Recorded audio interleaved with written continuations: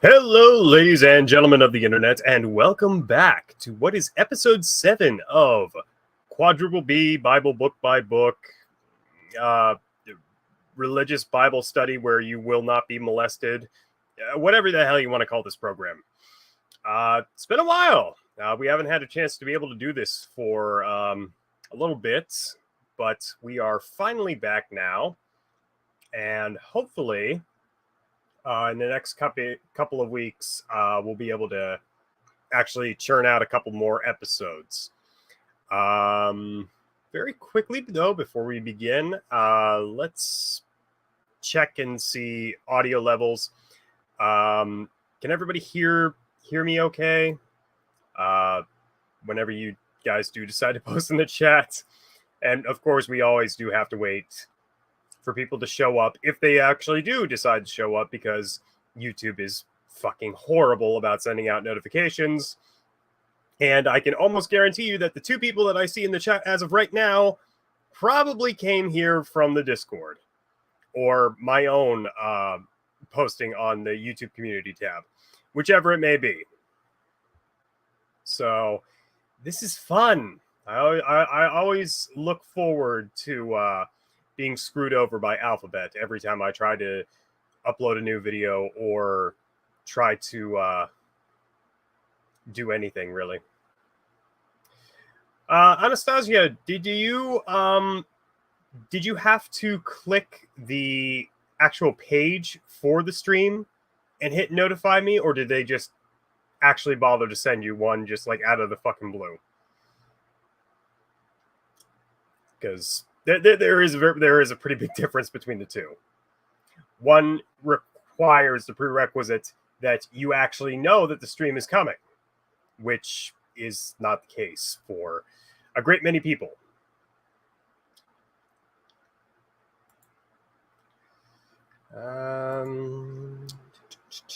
Just looking around.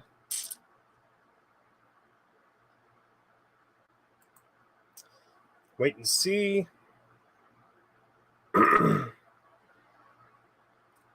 Only for your stream, not for another health stream. Very well. Mecha Hannah, welcome. Welcome all. Oh, and by the way, happy belated dog whistling day, at least here in the United States. For those of you who are not in the loop, yesterday was the 22nd anniversary of 9/11. And good God, I call it the dog whistling day because it really fucking is a political dog whistling day. Literally, anytime you turn on the fucking television, every single thing that anybody says / does is put under a microscope. And it's always framed in 9/11. It's just like, how much longer do these people think that they can actually keep getting away with this sort of shit? Like, don't get me wrong. National tragedy, thousands of people died. Really sad thing to say. That was 22 fucking years ago, though.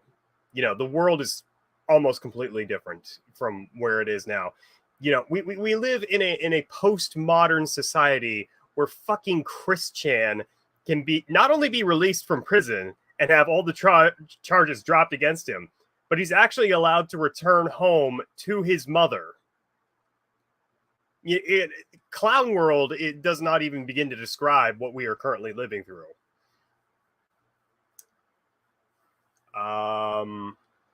Holy shit, this is really bad. I don't know if this is just StreamYard giving me really low live viewers, or if this is just YouTube taking the piss out of me. Hold on 1 second here. I'm gonna mute the stream. How many people are currently watching? Thank you for telling me, YouTube. Great. Oh yeah, no, only 2 people watch. Fan-fucking-tastic. Jesus Christ. Well, fuck my life. Jesus, we might actually have to delay the stream another week or two now, just because, like, I mean, if nobody's gonna fucking show up, you know, I'm just I'm not gonna be one of those fucking channels who goes live to an audience of like one person or zero people, and then it's like, we're currently accepting questions from the chat. I'm not gonna do that. So we'll give it another few minutes. If nobody bothers joining, then I'm gonna cut it.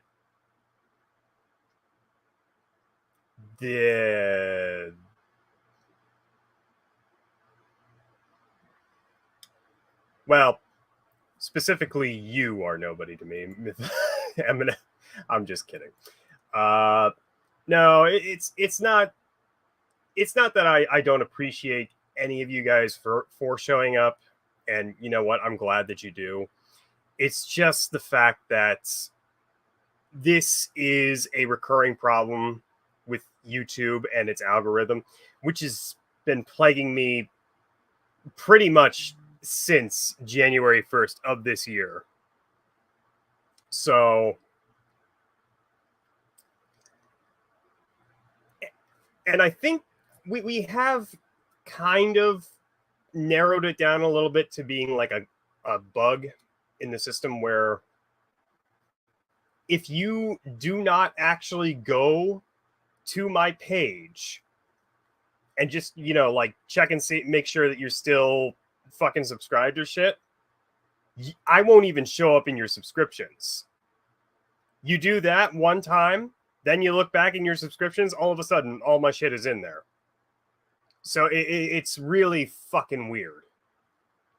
It absolutely is broken. I don't know who the hell designed it this way. And just from a layman's perspective, the way that notifications work on YouTube is dog shit too. I'm not going to get into all of that as of right now, but yeah, no. This is shit. The needle is really not moving past 2, which is 5,200 subscribers, ladies and gentlemen. Almost 53. And we can't even get more than 2 fucking people to show up for a live stream, which it's not even like I dumped this on your heads like last second. Like, this has been planned out for like a week ahead of time.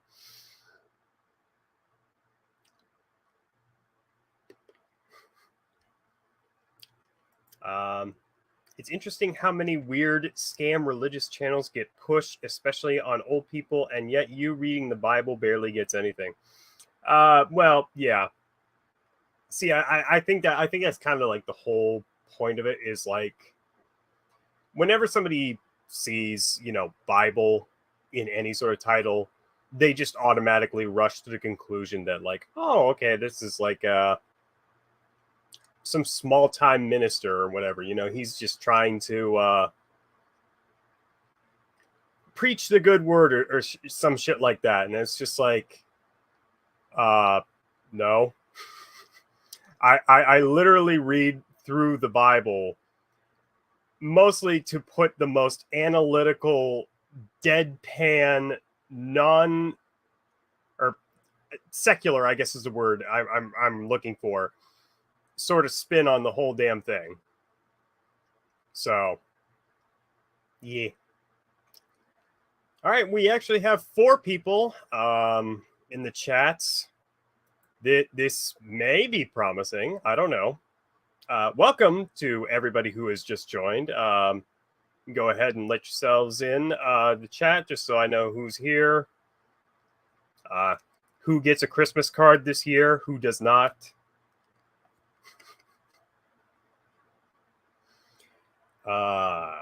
Shit.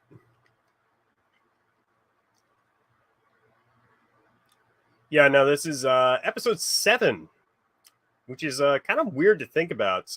We're 7 episodes into this series, and we're actually over the halfway point for Genesis as of right now, which, I mean, that doesn't sound too fantastic when you say it outright like that. But you got to understand, Genesis is like the 4th longest book of the Bible, and that's kind of deceptive, because the longest book of the Bible, which is fucking Proverbs, is like 180 chapters, but it's all just like a collection of like slam poetry.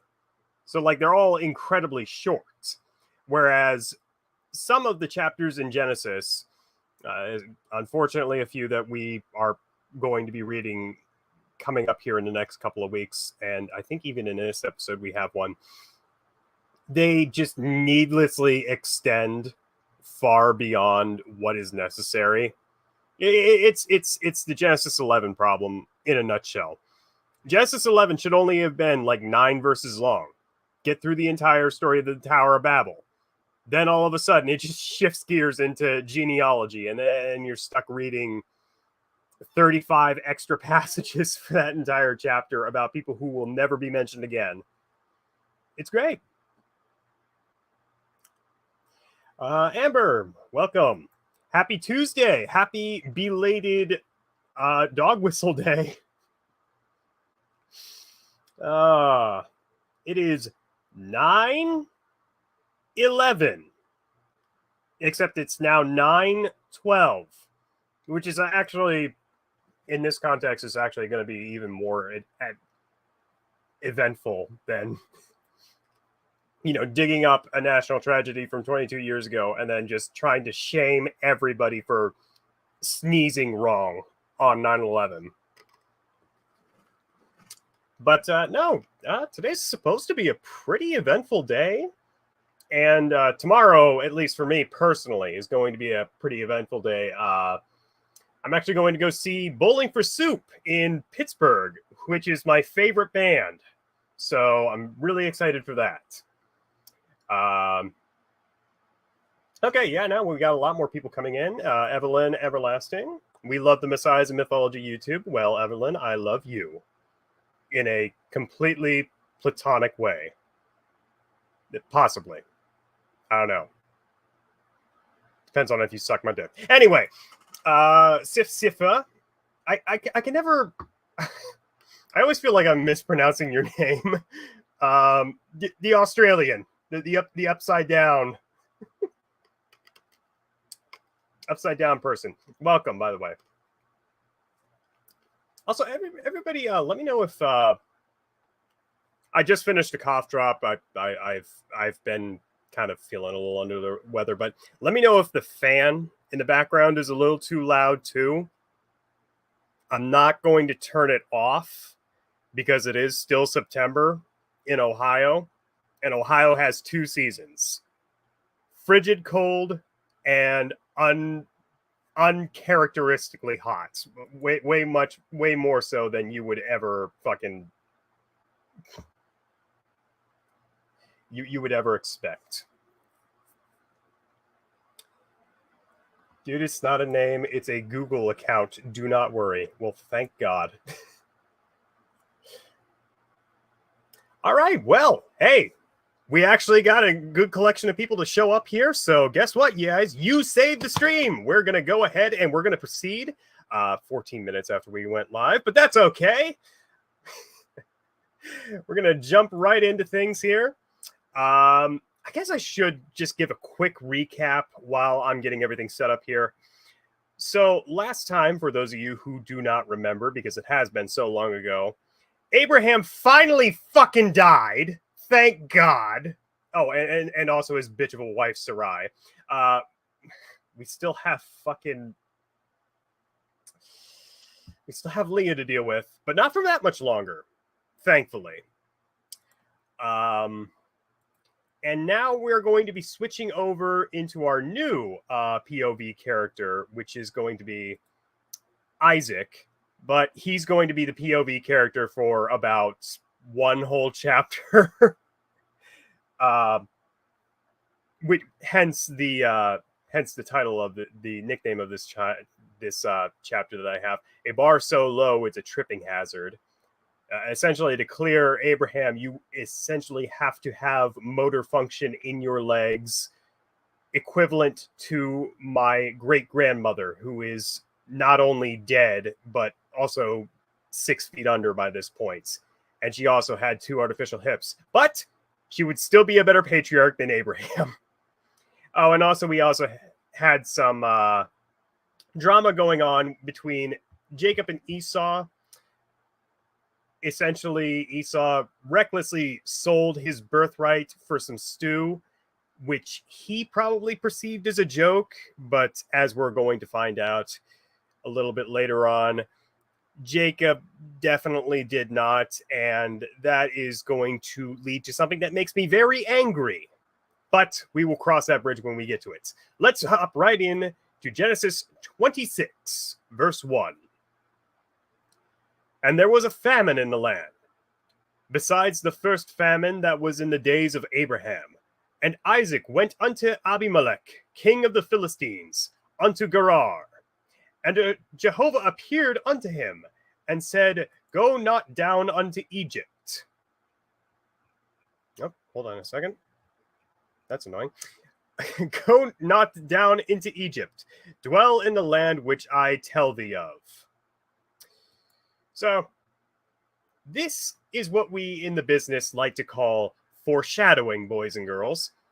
So, spoiler alert, Joseph, despite being what I like to call the protagonist son of Jacob and the next generation's POV character, fucks up pretty royally and is the reason as to why the Jews sojourn into Egypt in the first place, causing God to turn his back on them, which leads to a couple of centuries of enslavement, and then leads to the whole mess of Exodus, which happens thereafter. In a slightly more short-sighted way, El Shaddai here may have been trying to keep tensions cool, as the last time a Jew went down to Egypt, they got kicked out for lying about who was their wife, and the Pharaoh is still probably pretty sore about that whole ordeal. Fuck you, Abraham. We're all glad that you're dead. But, yeah, just kind of tuck this back in your mind. He did warn Abraham about the very same thing. So this is actually whoever went through and kind of revitalized some of the passages in the Bible here. They did a pretty good job of writing in a through line for the whole thing, leading it straight into Exodus. Sojourn in this land, and I will be with thee, and will bless thee. For unto thee and unto thy seed I will give all these lands, and I will establish the oath which I swear unto Abraham thy father. And I will multiply thy seed as the stars of heaven, and will give unto thy seed all these lands. And in thy seed shall all the nations of the earth be blessed. Because that Abraham obeyed my voice and kept my charge, my commandments, my statutes, and my laws. And Isaac dwelt in Gerar. And the men of the palace asked him of his wife, and he said, She is my sister. No, God! No, God, please, no! No! No! No! Fucking hell. And this is why people just do not trust the Jews, even to this day. Now, thankfully, Abimelech is actually somewhat of a competent man, and he knows not to take a Jew's word at face value. So he holds off from trying to get his dick wet with Rebecca, and lo and behold, he was right to do so, because he almost got screwed over yet again. Abimelech's lookout on life is probably something along the lines of, fool me once, fuck you. Fool me twice, there won't be a second time, motherfucker. Fool me a third time, repeat step number 2.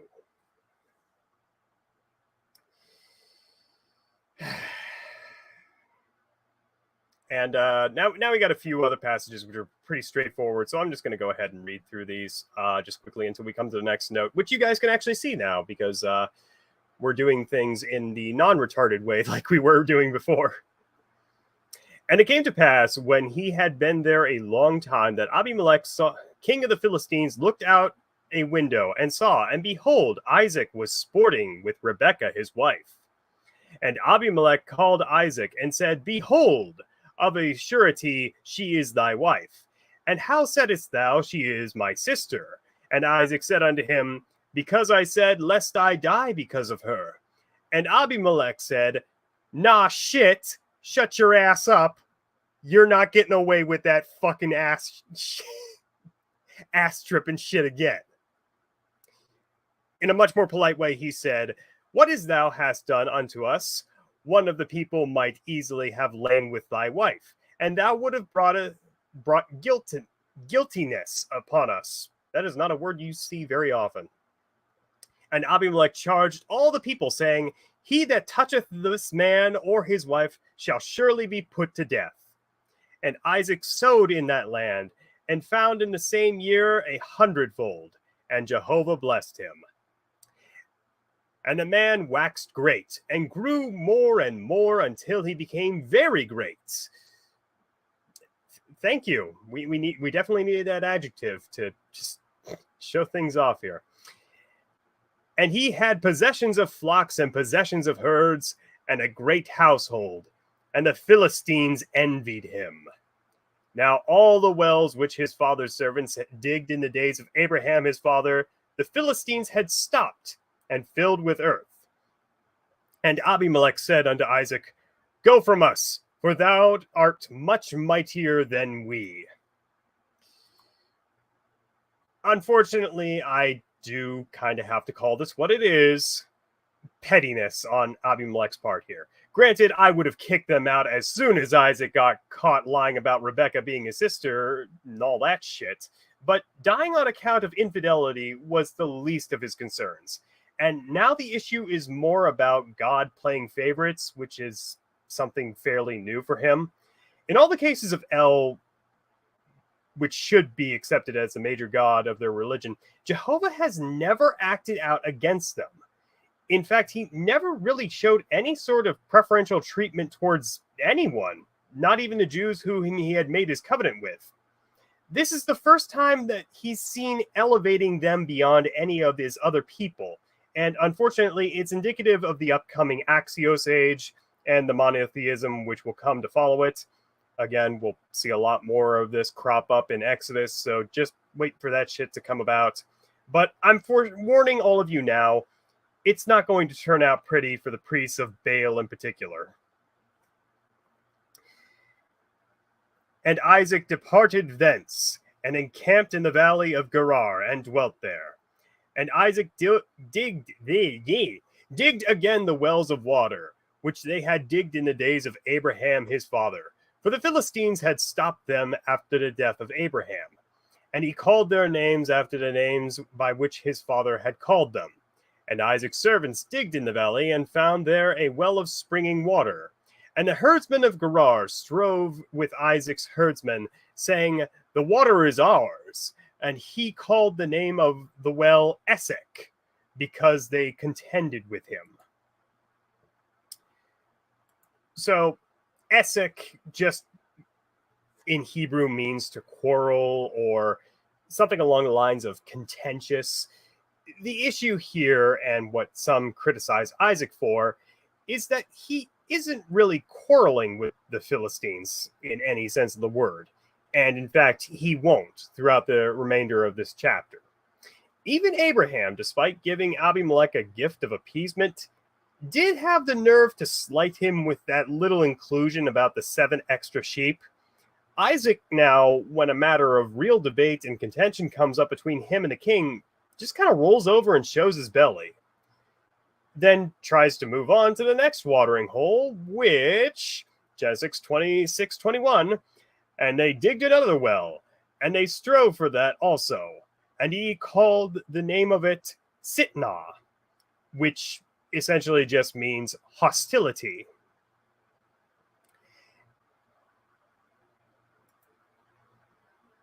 And he removed from thence and digged another well.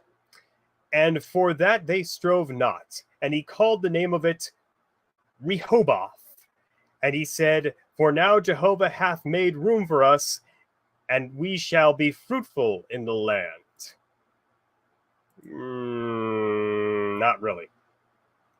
This well is appropriately named Roomy, or Spacious, as Isaac has finally found a place in which he hopes that all of his people will find prosperity.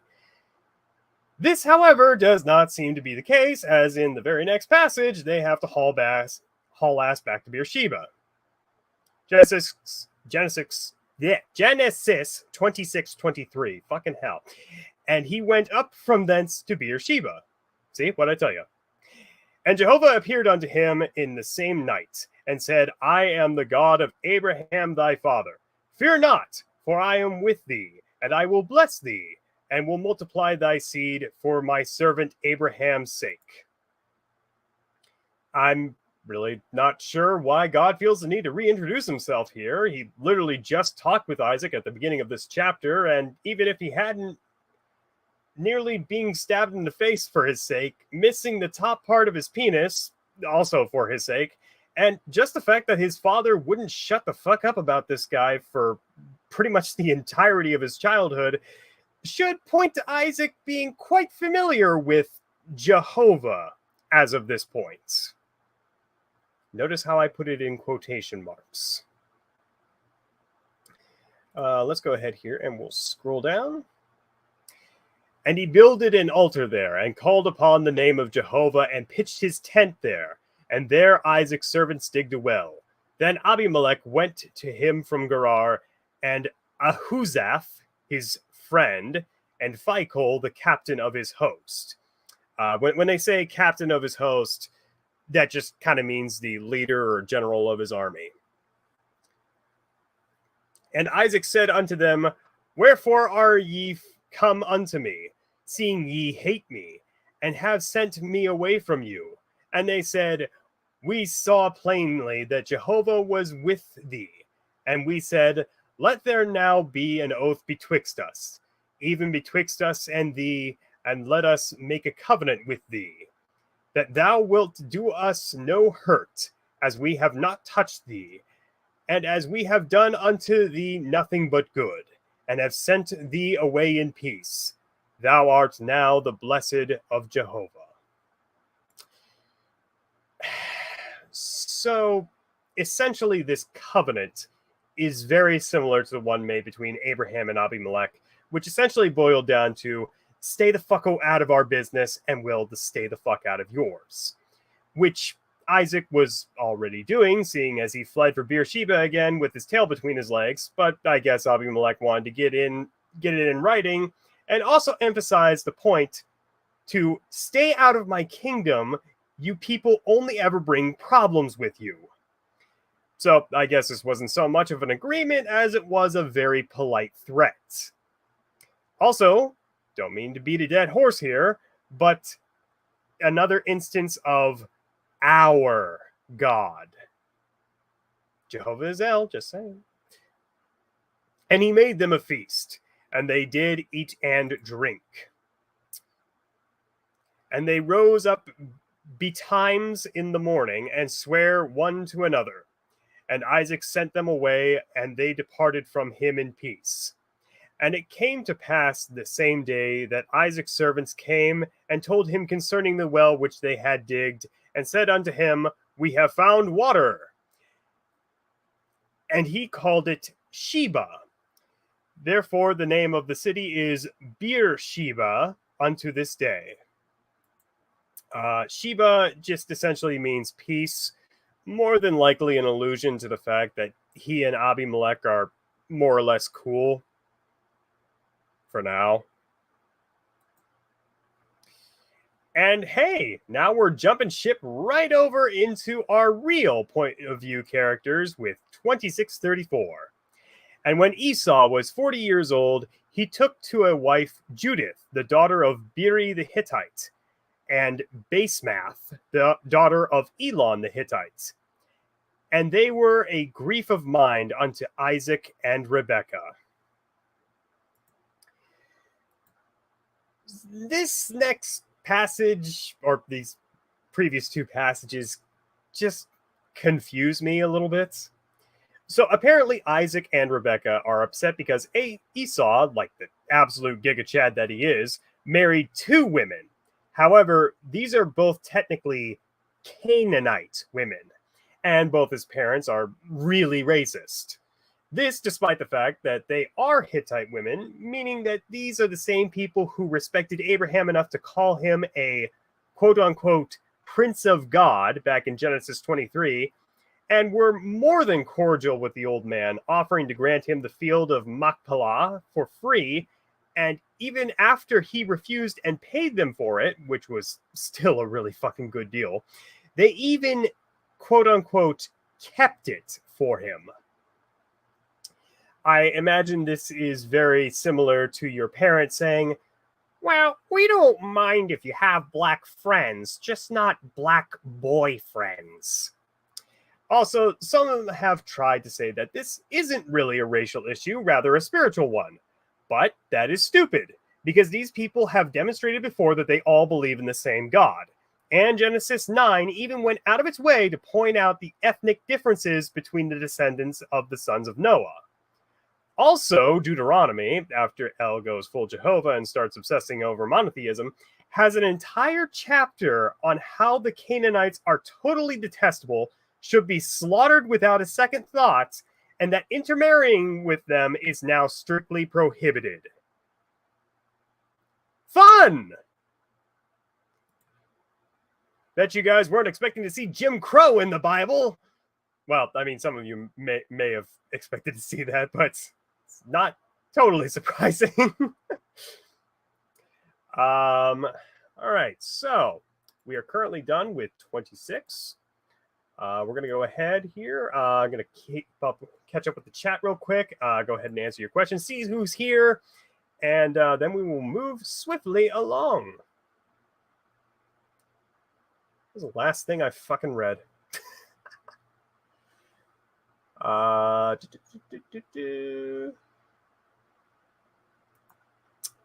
Ryan, wait a second. This isn't my Elder Scrolls Nord Pantheon Explained. No, it is not.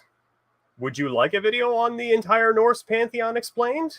Maybe not through the perspective of the Elder Scrolls, but maybe we might do that at some point. We out here in biblical Alabama. You know what though? It's actually pretty interesting.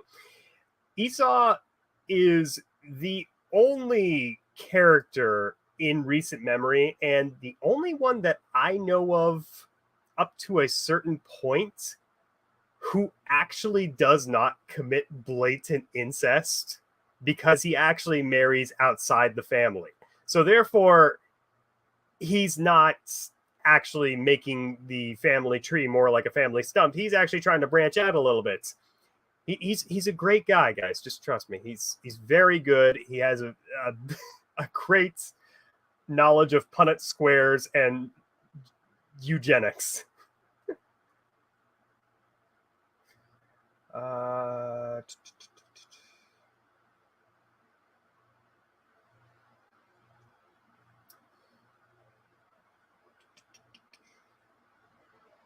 Bind her up and put her in the meat locker.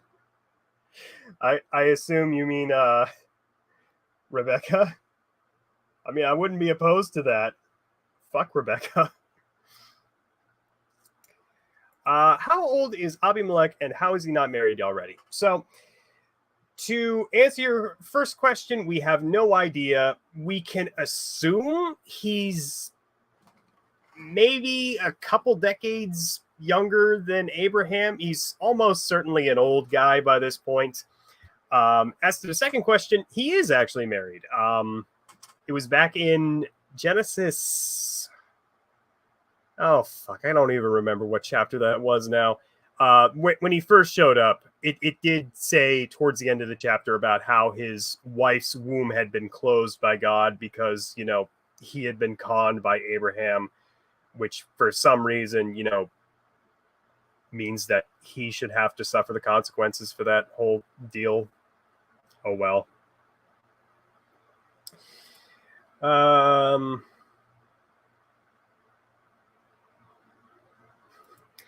Yeah, mythology in mind. He is a he. He can marry 80, and the Bible will still give him fucking 100 babies. Essentially, yeah. Um, that's basically how most polyamorous relationships I've ever seen work. The only times I've ever seen one where it's one woman and like four husbands is usually just like you see some article about some white trailer trash land whales of people, and you just see this one incredibly fat Jabba the Hutt woman just kind of like pinned on both sides of an incredibly strained couch, sandwiched between four other guys who look like shaved dumplings. Polyamory is gross, guys. Come on. I'd be so lucky as to find my hot tanned Italian fucking tomboy waifu GF who could probably kick my ass in bed, but that's all I ask. I don't want any more. I don't need any more. Dear God, help me.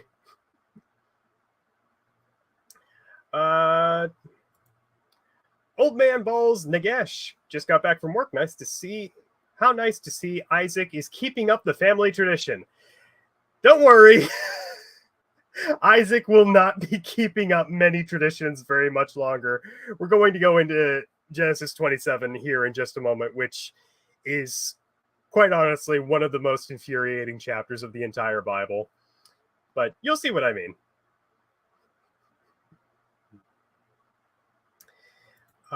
Sif, how are these people so proud to hail their religion from this family of absolutely awful human beings I may never understand? Yeah.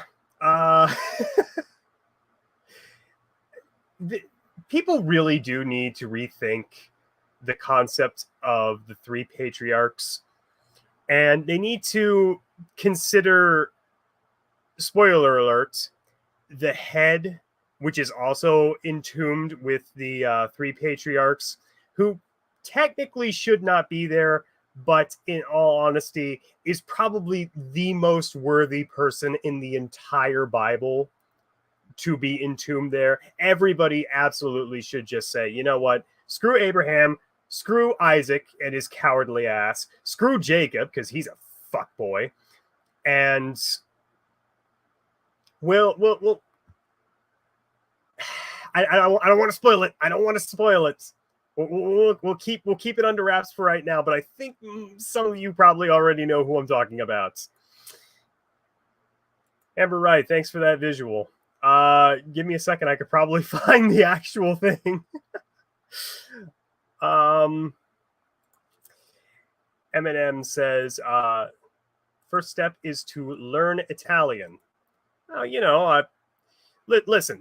I'm only 1/8 Italian, so I'm not ethnically pure enough to learn the language of the motherland. All right, I've seen Godfather a couple of times. I like Godfather, the first one. Second one's kind of yeah, and the third one is oh my god. But I kind of got a basic grasp, almost kind of sorta, on Italian. Also, very quickly here. Oh wait, hold on. Give me one more second. I want to show you guys something funny that I found just when researching everything that I've been looking over. It's a very funny sort of comparison that you can draw. No, come on, show me the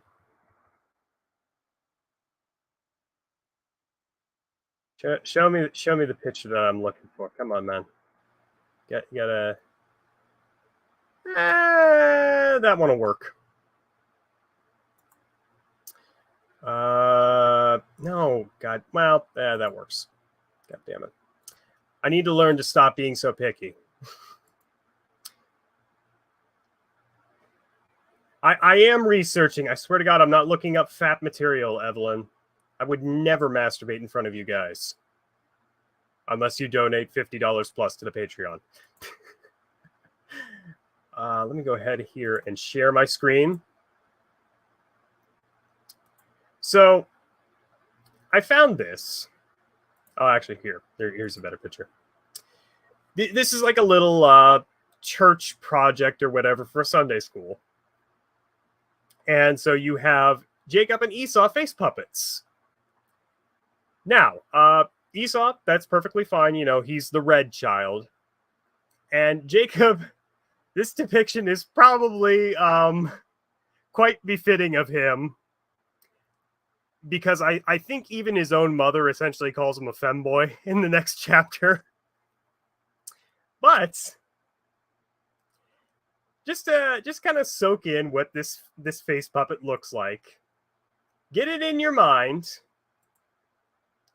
All right, do you have a visual on who it looks like?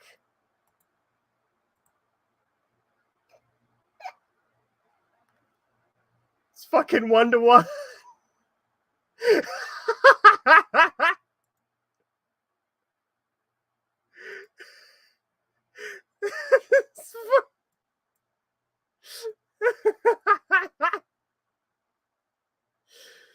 Oh, I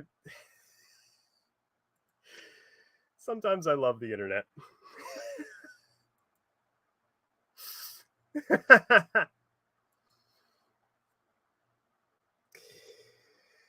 All right. 2 more comments I'll read out, and I swear we'll get into 27. Anastasia, I'm not surprised that Isaac is how he is. His name is being laughed at and was almost sacrificed in a game of gay chicken, and his parents are incestuous con artists. Yeah, I can't say that he necessarily had the best upbringing. Sif, yes, have personal relationship betwixt thou, thy God, and thy conscience, and you'll be golden. Kind of, sort of. Like I had already said, this version of God starts to get really vindictive, starting kind of in the middle of Exodus and towards the end of it. You'll see what I mean. But essentially just saying, hey, we worship the same God isn't really going to cut it anymore from a certain point. But that is way off in the future. As of right now, let's read up on Genesis 27, the second coming of Ishmael. So some of you may already know my thoughts on Ishmael and how he kind of got screwed over. Well, things don't exactly get much better for him. Yep, let's actually get down to Genesis 27 here, huh? 27:1, and it came to pass when Isaac was old and his eyes were dim, so that he could not see, he called Esau, his older son, and said unto him, My son! And he said unto him, Here am I. And he said, Behold now, I am old, I know not the day of my death. Also I just shit myself.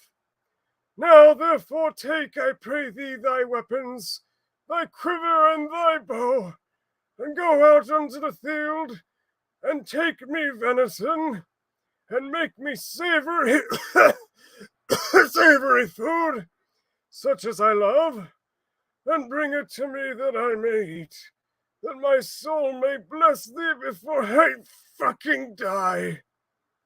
And Rebekah heard when Isaac spake unto Esau his son. And Esau went to the field to hunt for venison, and to bring it.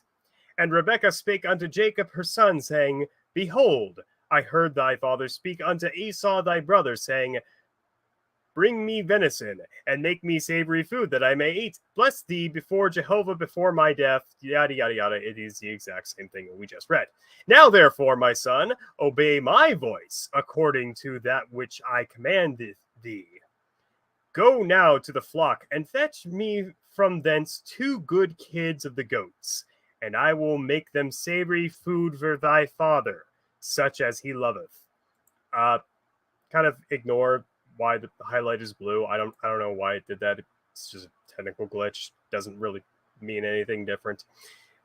It's a damn good thing that Isaac is old as shit by this point and probably can't tell the difference between domesticated and game meat, which is what is being referenced here when the Bible says venison. As most of you are probably thinking of deer meats, but that is kind of a description granted to the horned wild animals specifically. And at this time, venison can mean any game meat, essentially. So it's kind of a misnomer. Just kind of tuck that away in your mind for right now. 27:10. Ooh. And thou shalt bring it to thy father, that he may eat, so that he may bless thee before his death. And Jacob said to Rebekah his mother, Behold, Esau my brother is a hairy man, and I'm just a smooth little hairless boy. I can't grow a beard. My father, peradventure, will... This is not the right voice for Jacob. Hold on. My father, peradventure, will feel me, and I shall seem to him as a deceiver, and I shall bring a curse upon me, and not a blessing. And his mother said unto him, Upon me be thy curse, my son, only obey my voice. Go and fetch me them.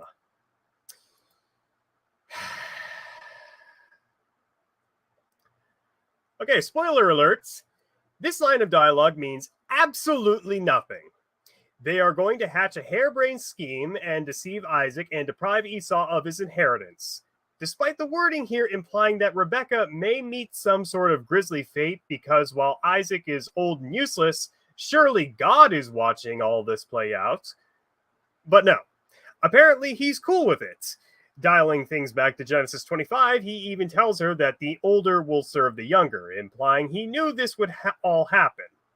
This, despite the fact that Esau never actually ends up serving Jacob, and instead, rightfully, despises him, and also the fact that all of this could have been avoided had he passed on the memo to Isaac as well as his younger son. That he passed on the memo to Isaac that his younger son would supersede the elder. In which case, they could have just told the brothers that Jacob was actually the older brother and let bygones be bygones. But apparently, they just really, really wanted to name him Heel Grabber, and so that would have been a bit too hard to explain.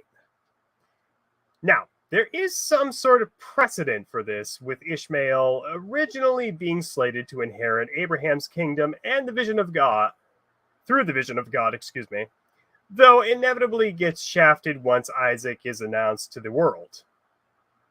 Additionally, some scholars like to point out that this story, drawing back to the very blatant details espoused in this chapter that Jacob is indeed the bitch baby between himself and his brother, and what Jesus said about the meek inheriting the earth.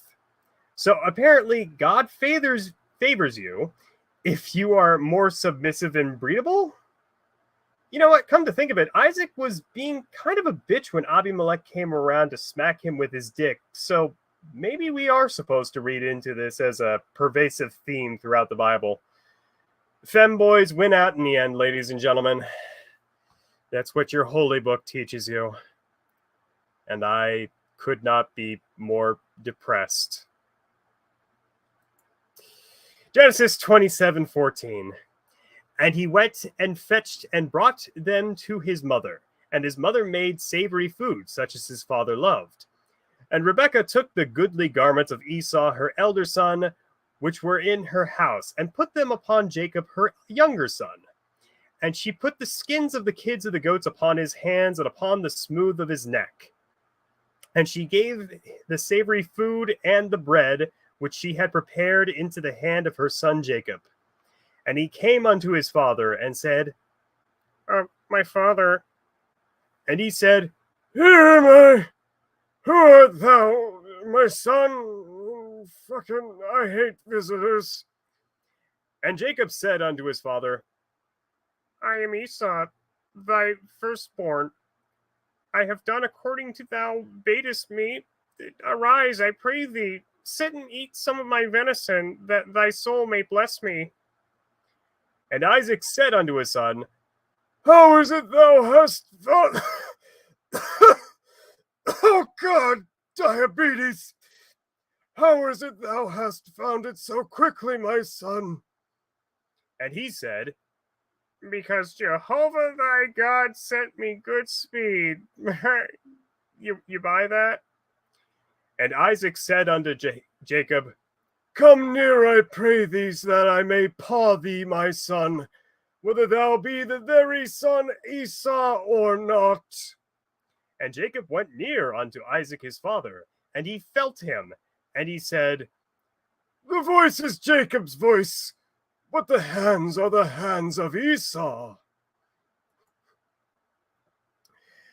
I mean, no, this should not work unless Esau is literally as hairy as an actual goat. Also, this entire plan was incredibly poorly conceived. As Isaac points out, Esau got back to him with that game really, really quickly. And what's even worse is that despite the fact that Jacob didn't even bother to disguise his voice or anything, Isaac can literally tell that it is him. For me, that's 2 out of 3 strikes at best, saying that this isn't my firstborn son and that my younger son is lying to me. To be expressly so that he can steal Esau's blessing for his own, but I guess old people are all retarded now. Fuck. So let's scroll down here a little bit. This is really killing my vocal cords, but it's important for the bit, goddammit. 27:23. And he discerned him not, because his hands were hairy as his brother Esau's hands. So he blessed him. And he said, Art thou my very son Esau? And he said, I am. And he said, Bring it near to me, that I will eat of my son's venison, and that my soul may bless thee. Oh God, jaundice. And he brought it near to him, and he did eat. And he brought him wine, and he drank. And his father Isaac said unto him, Come near now, and kiss me, my son. Oh God, put your wet mouth all over my chaste lips. That's it, boy. Oh yeah. Yeah, those of you who are thinking that I'm going too far with this is literally not even the most fucked up thing in the Bible. So, fuck you. I'm doing all this for entertainment value, and you should all know my sense of humor by now.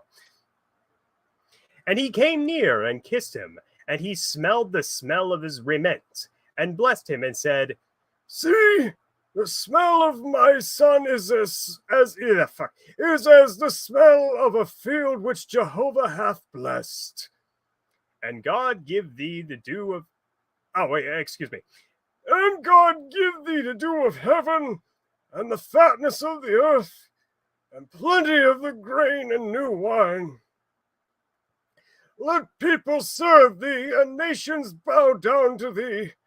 Be Lord over thy brethren, and let thy mother's sons bow down to thee. Cursed be every one that curseth. Congestive heart failure, and blessed be every one that blesseth thee. And it came to pass, as soon as Isaac had made an end of blessing Jacob, and Jacob was yet scarce gone from the presence of Isaac his father, that Esau his brother came in from the hunting. And he made savory food and brought it unto his father. And he said unto his father, shit, I'm sorry, Chad. I cannot do a super masculine Giga Chad voice, so I will just read this in my regular voice because some of you actually get off to this. Let my father arise and eat of his son's venison, that thy soul may bless me. And Isaac his father said unto him, Who the fuck are you?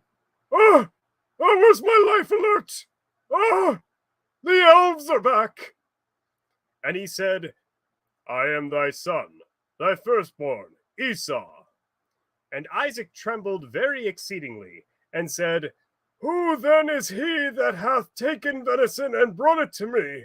And I have eaten of all before thou camest, and have blessed him. Yeah, and he shall be blessed. That was weird to read in his voice. You old duff. Apparently, though, blessings are a no-takesy-backsy sort of thing, and despite this being a major oh shit moment for Isaac, he can't really do anything for Esau now, since the way in which he worded his blessing to Jacob specifically stated that his mother's sons, not younger sons, would bow down to him, meaning he really has tied his own hands with this sort of shit. Esau can't even go to God with all of this and, try to negotiate a different outcome as we've already established, the ball certainly isn't in his court, and B, Jehovah has already demonstrated more than once that apparently deceit, even that which is committed against his own people for capital gains, is A-okay. Now you're starting to see why people think that this God is a bit of a dick. Well, too bad. We're going to get more examples just right around the corner. When Esau heard the words of his father, he cried with an exceeding great and bitter cry, and said unto his father, Bless me, even me also, O my father. And he said, Thy brother came with guile. The guy from Street Fighter. He beat the shit out of me and made me give up your inheritance, and have taken away thy blessing.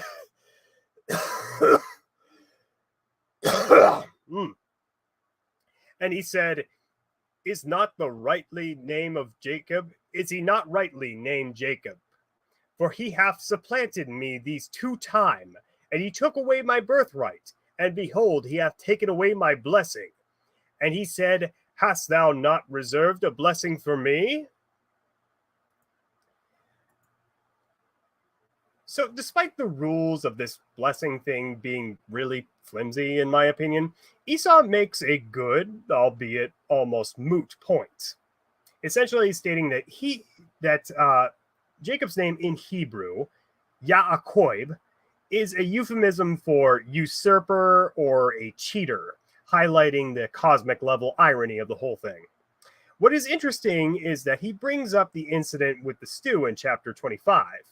Now, most people, myself included, assume that Esau saw this as a bit of a sarcastic comment, and that may very well be the case. But now, because Jacob has Isaac's blessing, he could very well turn around and claim that the exchange was legitimate. An important distinction to make here is the difference between birthright and blessing. In accordance with old Jewish law, the firstborn son is entitled to double his siblings' share of their father's lands after his passing. A blessing in this context is more of a spiritual acknowledgement as a successor to their father's will. Given the theocratic nature of the society, the blessing kind of supersedes the legal will, especially if you can legally contest it, which Jacob, technically, though contentiously, can at this point. 27:37. And Isaac answered him and said unto Esau, Behold, I have made him thy lord, and all his brethren have I given to him for servants, and with grain and new wine I have sustained him. And what then shall I do for thee, my son? And Esau said unto his father, Hast thou but one blessing, my father? Bless me, even me also, O my father. And Esau lifted up his voice and wept. And Isaac his father answered and said unto him, Behold, of the fatness of the earth shall be thy dwelling, and the dew of the heaven from above. And by thy sword shalt thou live, and thou shalt serve thy brother. And it shall come to pass, when thou shalt break loose, that thou shalt shake his yoke from off thy neck, and bust a funky move. And Esau hated Jacob because of the blessing wherewith his father blessed him.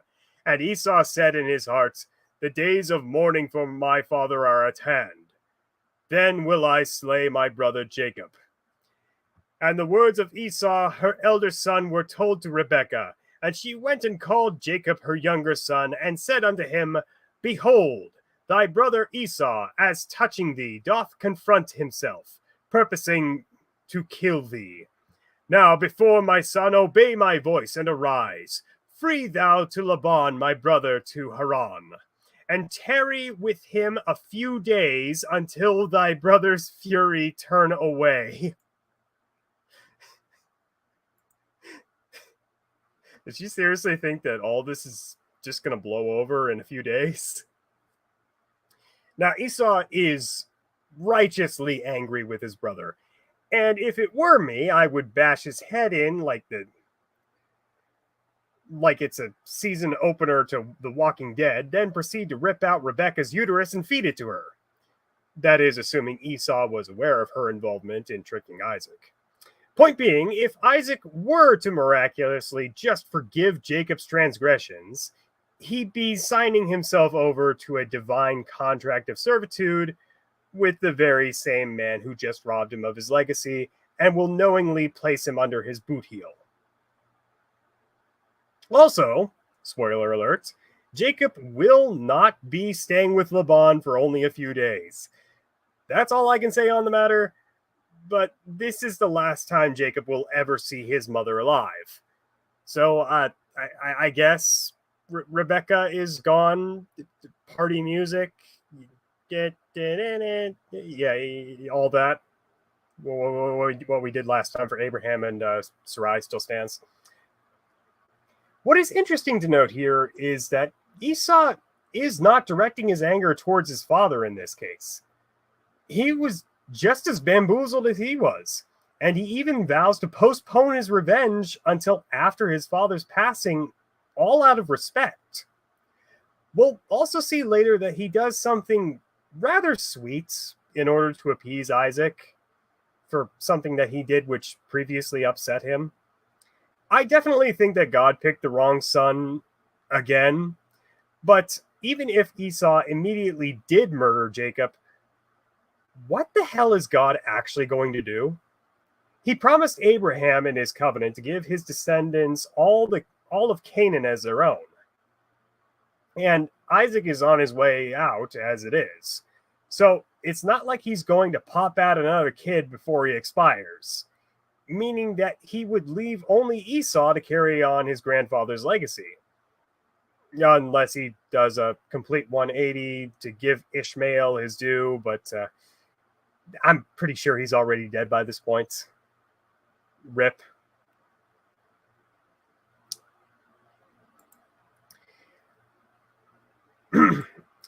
Fuck. Let me scroll up here. We're almost done with this chapter. Until thy brother's anger turn away from thee, and he forget thou which thou hast done to him. Then I will send and fetch thee from thence. Why should I be bereaved of both of you in one day? Now, I'm not really sure that there is any sort of law in the books here about the justification of capital murder. But if I were a judge here, I'd say that Esau, given his circumstances, has the legal right to, at the very least, sue for repossession of his property. Though, as I said before, given the theocratic system they're under, it's likely Isaac's blessing supersedes his will.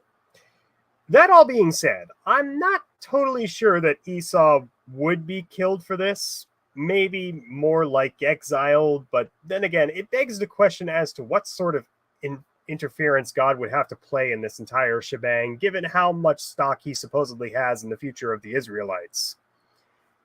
Also, I highly doubt that Rebecca actually cares about losing Esau.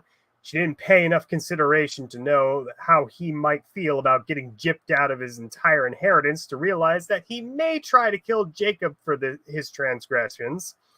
And also, for conspiring to cheat him out of his entire inheritance. Also, correct me if I'm wrong here, but wasn't it her who said in this very same chapter that she will be the one to bear the weight of the curse if Jacob is found out? So why isn't she taking responsibility here for what she's done to Esau? I guess that's just another pack of lies. Stupid bitch. And Rebekah said to Isaac, I am weary of my life because of the daughters of Heth. If Jacob take a wife of the daughters of Heth, such as these, of the daughters of the land, what good shall my life do me? And even after all of this, she still has the audacity to complain about what types of girl her son chooses to marry because it would supposedly make her weary of her life. What kind of stuck-up, narcissistic bitch? I can't wait until we get it in writing, confirmation that she fucking dies. Fucking reminds me of my own stepmother, who is also a bitch. So yeah, that was Genesis 27, ladies and gentlemen. Can't wait to read the comments on this one. I can't wait to see how many people dipped out after I did the old man voice. All right, let's go here.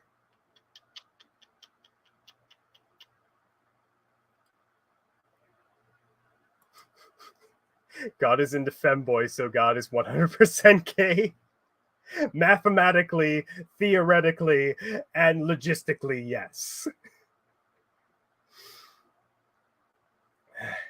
Evelyn says, Esau is man, bear, pig. Possibly. Anastasia, I mean, we did maybe have a son molesting his father with Noah and his two daughters that drugged and slept with their father because they wanted to carry his children. Well, yeah. No. You know what? I take back everything I said. Kissing your dad is totally not weird, even if you do it right on the mouth. Compared to everything else in the Bible, that is A-okay. In fact, you know what? You have God's blessing if you kiss your dad on the mouth. What the fuck am I doing? Sif-Sifa. Man has dementia, gives him some slack. All that conning, catches up with the guy over the years, and he may not be able to tell the texture of a goat versus a man. I mean, you'd have to be suffering from like borderline vegetation levels of dementia in order to confuse your son with a goat, but sure. Wait. StreamYard, behave yourself. Jesus Christ.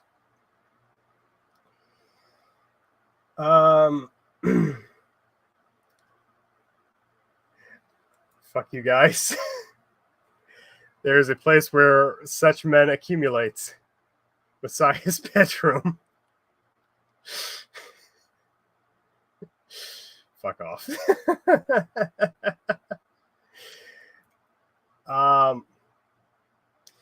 There needs to be a clip channel for old man Isaac bits.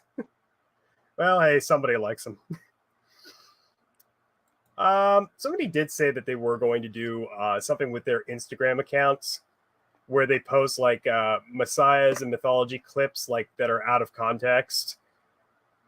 The brick wall that they quickly ran into is the fact that Instagram is even more strict on their content policy guidelines than YouTube is.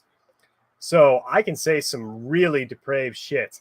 I can pretty much say everything shy of the F or N word put together with a hyphen, and I should be theoretically good to go as far as YouTube goes.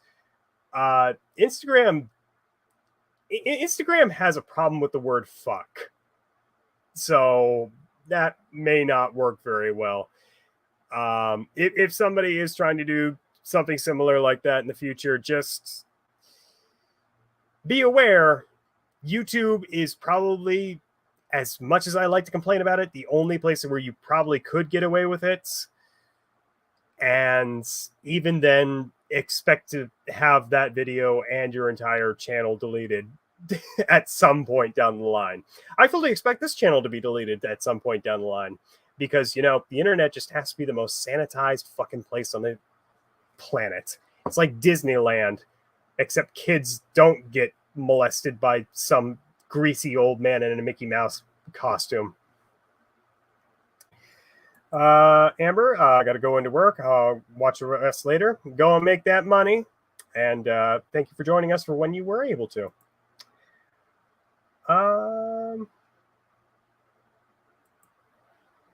Anastasia, Isaac was a pretty great father, especially if you see Abraham as the threshold.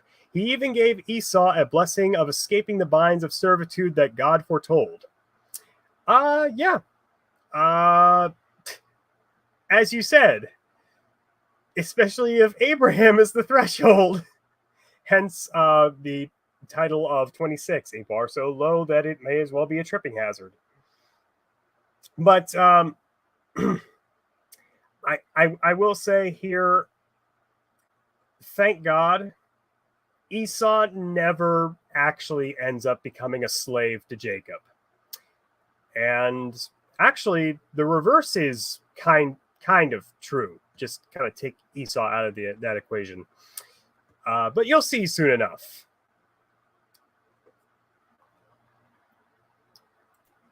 Rebecca is one of those moms of TikTok that have an emotional incest relationship with one of their sons and fucks over the others. Is that actually something that happens on TikTok? Because I avoid that site like the fucking plague. But at the same time, I would not be surprised if that is actually something that happens on TikTok. The old man voice was actually the best part. Well, there you go. Unfortunately, you will probably not hear it for quite a while because, spoiler alert, that was the last we see of Isaac.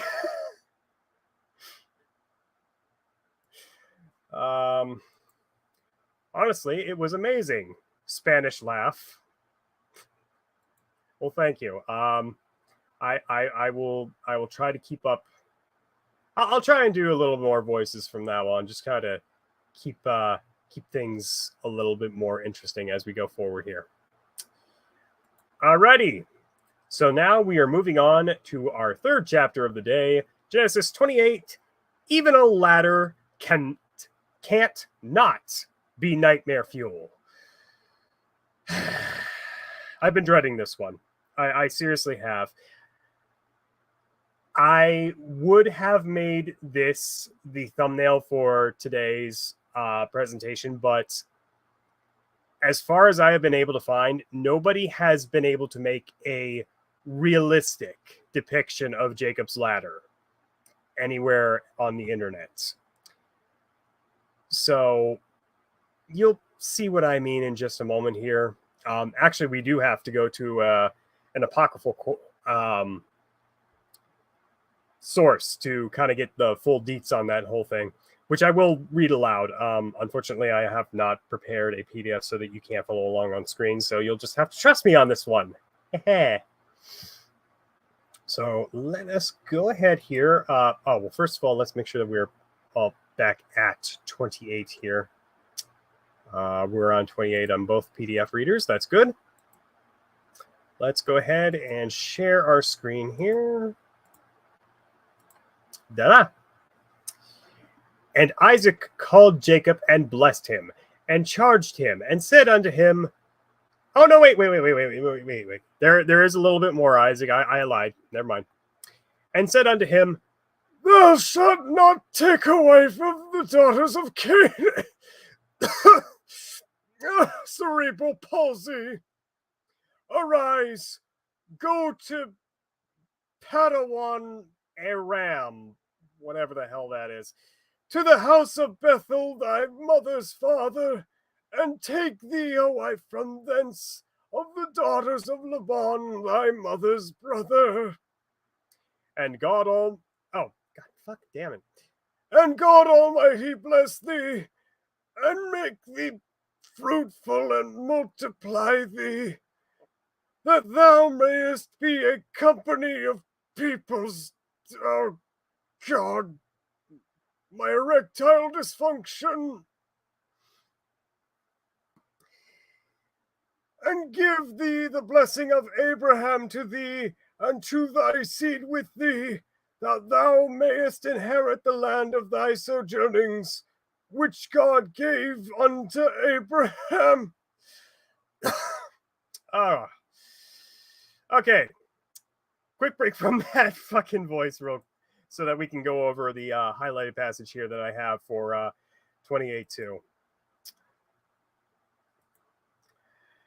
Good to see that Mom and Pop's blatant racism forbids any sort of a relation with anyone who isn't your first cousin. This is why the early family of Judaism looks, well, let's just say that it's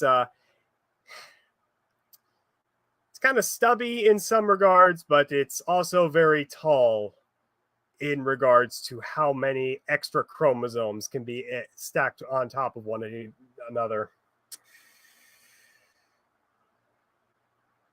Fuck, where the fuck are we? 28:5. And Isaac sent away Jacob, and he went to Chaldea Ahab unto Laban, son of Bethuel, the Syrian, and brother of Rebekah, Jacob and Esau's mother. Now Esau saw that Isaac had blessed Jacob, and sent him away to Paradise Lost, Alabama, to take him a wife from thence. And that as he blessed him, he gave him a charge, saying, thou shalt not take a wife of the daughters of Canaan. And that Jacob obeyed his oh, wait a minute. Wait a second.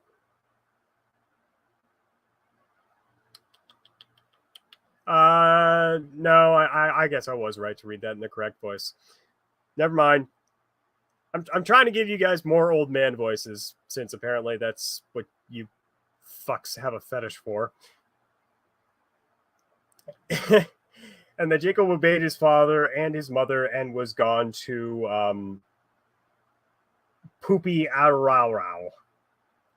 Sure, let's call it that. And Esau saw that the daughters of Canaan pleased not Isaac his father. And Esau went unto Ishmael. Hey, Ishmael's back.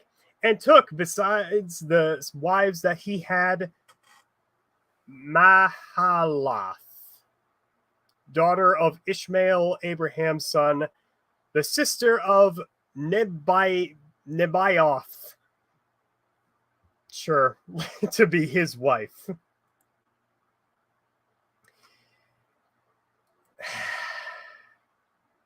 Esau is such a good boy. Despite the fact that he's already been outed from his entire birthright by his father's negligence, he recognizes it's not his fault. It's his bitch of a mother to blame, and takes it up to, and actually makes it up to him by keeping it somewhat in the family, not by fucking his first cousin, mind you, but rather his half first cousin. Look, he's trying his best. Somebody just give this man a hug. He's been robbed of everything unrightfully, and he is Spoiler alert, the best character in the entire Bible thus far. And Jacob went out from Beersheba and went towards Haran. And he lighted upon a certain place and tarried there all night, because the sun was set. And he took one of the stones of the place, and put it under his head and lay down in that place to sleep. And he dreamed, and behold, a ladder set up on the earth, and the top of it reached to heaven, and behold, the angels of God ascending and descending on it. Oh, God, not this thing. All right, so as I already said, I'm going to try and avoid pseudepigraphical books until at least we're done with the Old Testament, but I am willing to make an exception this one time because there's this book called The Ladder of Jacob, which was almost certainly written post-exile, because they took the nightmare fuel expressed in Ezekiel and, in my opinion, turned it up to an 11. So let me get that book really quick, and I will read to you exactly how this ladder was meant to be described. Oh, God, my legs. Oh, chat, my legs do not work like they are supposed to. All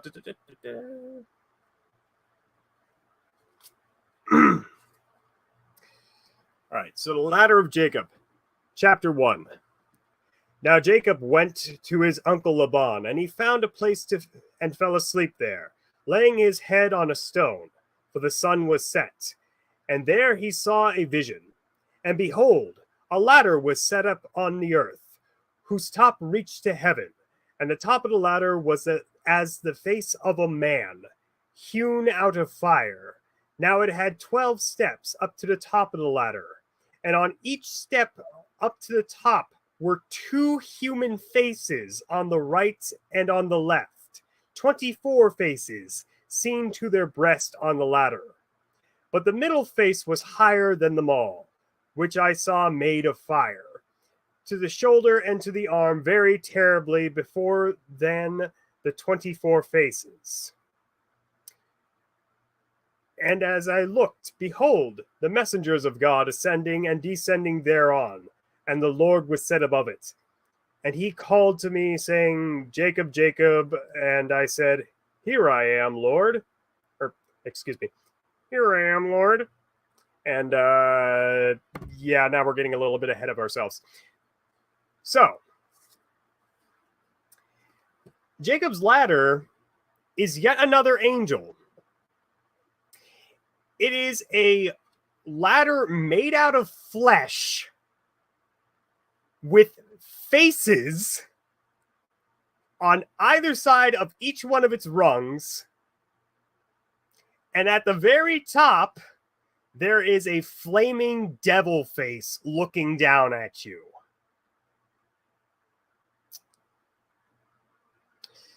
I love the cosmic horror imagery that is sometimes provided, especially by later books of the Bible. But dear God, there's a reason that this is not taught in Sunday schools. However, if there are any artists currently watching this stream, and I know that there are, I beseech you, please actually draw this thing, because there are no images of it at all on Google.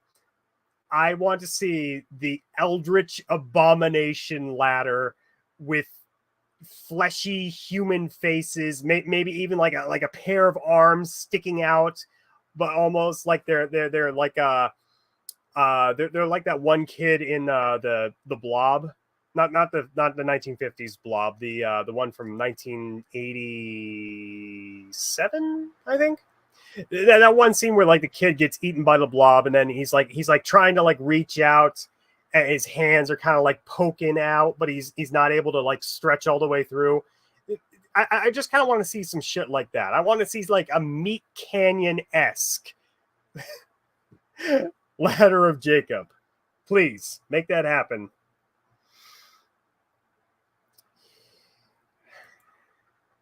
(28:13).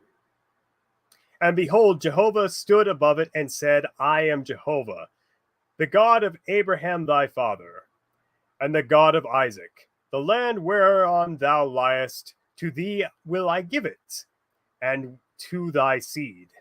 And thy seed shall be as the dust of earth, and thou shalt spread abroad to the west, and to the east, and to the north, and to the south. I could have just said unidirectionally, but that's a big word. Nobody understands that. And in thee and in thy seed shall all the families of earth be blessed. And behold, I am with thee, and will keep thee whithersoever thou goest, and will bring thee again into this land. For I will not leave thee, until I have done that which I have spoken to thee of. And Jacob awaked out of his sleep, and he said, Surely Jehovah is in this place, and I knew it not. I had to be anally explained to me with the nightmare vision of a fleshy ladder and God himself laying out everything for me that we have been hearing since like Genesis. What has this been since? Like Genesis 13. But now, just now, I may have an inkling that God may be in this place. And in case you think that the ladder of Jacob is supposedly not canon, Genesis 28:16, and Jacob awaked out of his sleep. Or excuse me, 28:17. Fuck, I am stupid. And he was afraid and said, How dreadful is this place? This is none other than the house of God, and this is the gate of heaven. So, yeah, according to Jacob, that's what you have to look forward to when you die, ladies and gentlemen. Yay! And Jacob rose up early in the morning and took the stone which he had put under his head, and set it up for a pillar, and poured oil upon the top of it. And he called the name of that place Bethel, but the name of the city was Luz, as the first. Would you believe I actually have a really long note on this passage? Because I do. First and foremost is the name Bethel. There's that suffix relating to the Canaanite god again, which means house of God in totality. Renaming the city of Luz without the consent of its people or authorities, but I suppose that's fine, seeing as this place will eventually fall under the Jews' control anyhow. What is more interesting to me is the amount of discourse surrounding the stone Jacob turned right side up and anointed with oil. So, supposedly, this stone is actually not in Bethel anymore and was ferried all the way over into Scotland by Jeremiah for some reason. And also, the Scottish royal family are all descendants from King David later on. However, this Eurocentric history is different from the Tuatha De Danann controversy, which is also stupid. So there is in fact a stone which by tradition Scottish monarchs and much later English rulers were coronated by. Even as recently as this past year with the coronation of King Charles, they actually brought out this stone. Now, I don't want to undersell this thing's significance, especially since I know that I have some English audience members listening in, but I have to remain objective here and point out that geological tests on the stone conclude that it is a type of red sandstone dug from the quarry in Scone, Scotland. Also, I lied. I have no interest in preserving cultural sentiments, especially if the logic of said sentiments are fucking stupid. If the crux of your argument is that this stone is the same one that Jacob slept on, and that it is somehow magical and anointed, is the fact that they are both rocks, that is objectively dumb. And it also speaks to my attitude towards the wider subject of European migrantism from Israel in the pre-Christ era. And it doesn't just extend to the Stone of Scone. Let's talk about another equally as stupid narrative, one that I've been asked about before on my channel, but I really haven't gotten around to addressing it yet.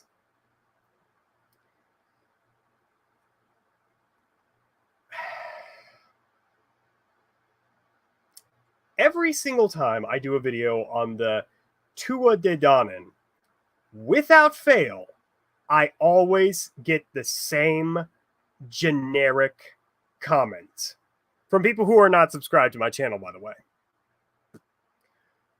Tuatha De Danann?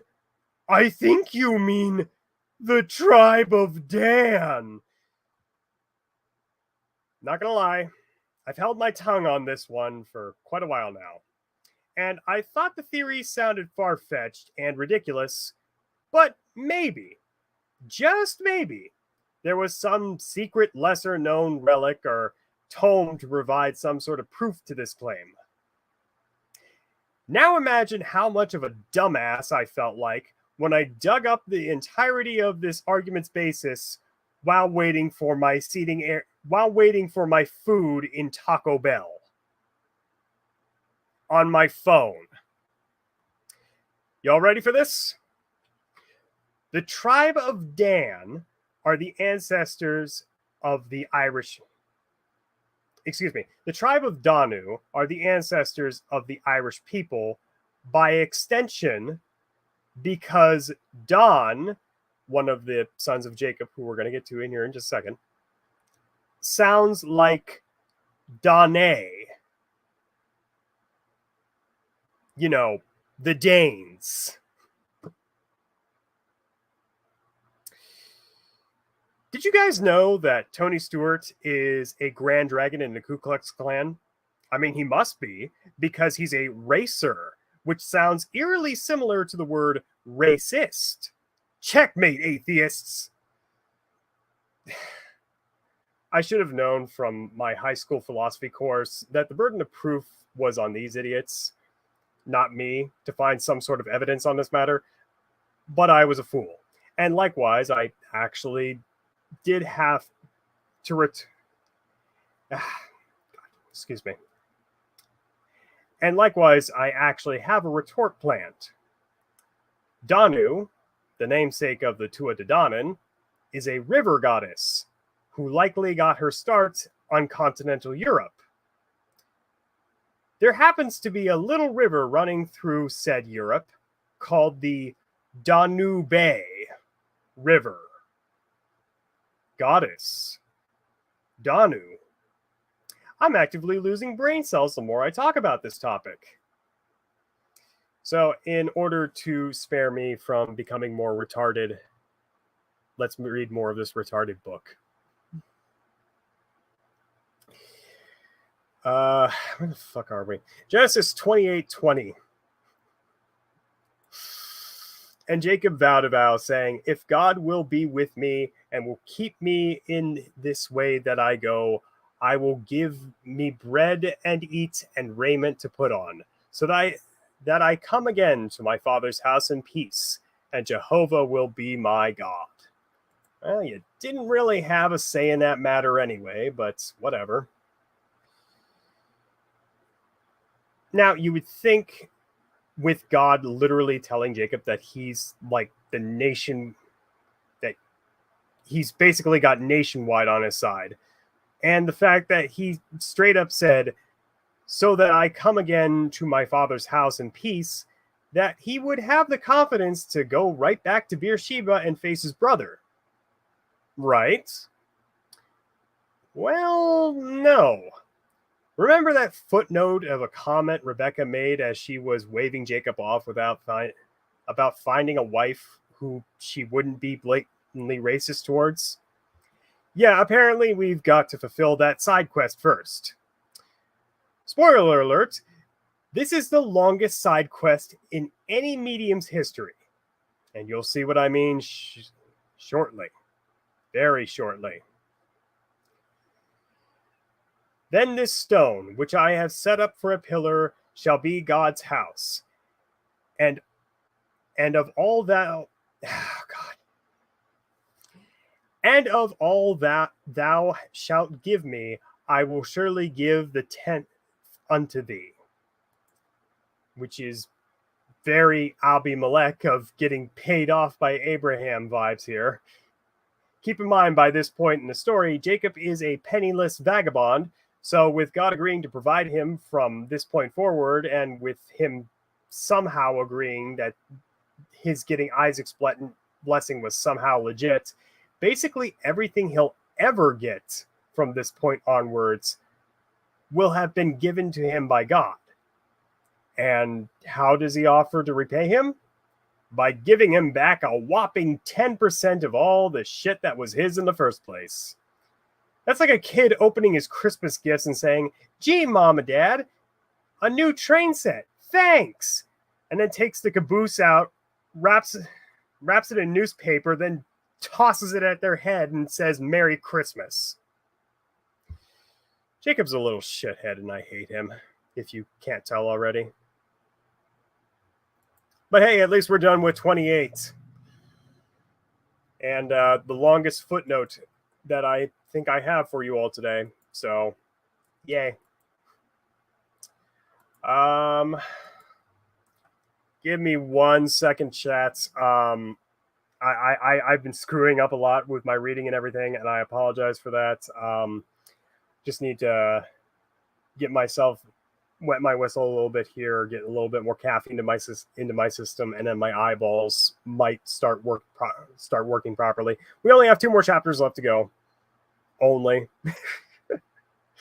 So, if anybody has any questions, by the way, feel free to leave them in the chat. I will address them when I get around to them.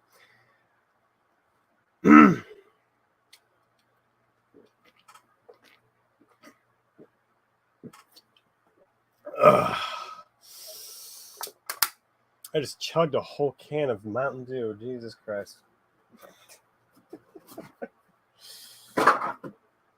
You would think by now I would learn to have water.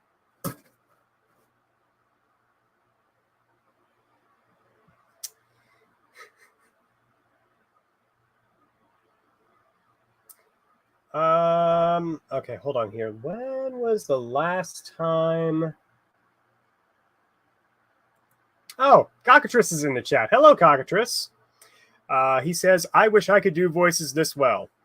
Well, Cockatrice, I wish that I could do a Hungarian accent as well as I do the Antti Finnish accent. I am able to speak as though I sound very disinterested in everything that I talk about, while simultaneously chugging on without a pause on anything. But at the same time, I could never ever hope to replicate the beautiful accent of your native land, where the president refuses to accept the fact that his son is gay. Eminem, it's more difficult in other languages. Probably in your native one is easier. Well, not to flex on anybody here, but speech therapists, whenever somebody does come over into America and, you know, they're expressly trying to get rid of their accent, they tell them to talk like somebody who is from Northern Ohio, which just so happens to be where I'm from. Which I guess is a bit of an insult, because that just means I have the most deadpan, uninteresting voice ever. And I guess I don't have an accent, quote unquote. I don't know. People have made fun of me though before because apparently I don't pronounce the H in herbs, and some people do, and that's a big deal for them for whatever reason. I don't know.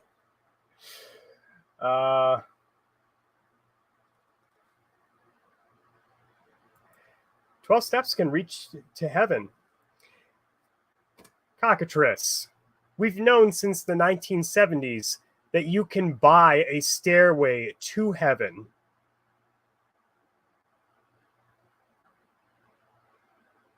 I don't know where I was going with this joke.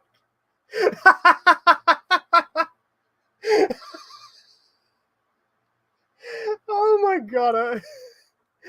I'm actually losing my mind. I'm slowly becoming retarded the more I keep doing this. Besides the Mythology is my favorite YouTuber. Oh my god. I needed a nap after this.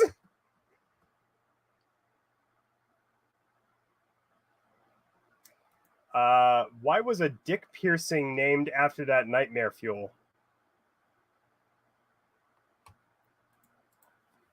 One moment. Just one moment.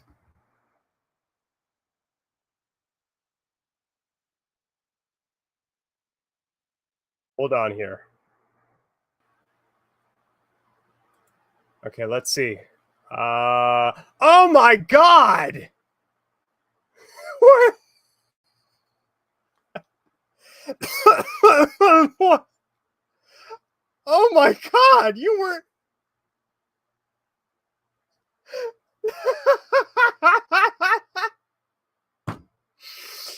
Okay, obviously I can't show this on YouTube.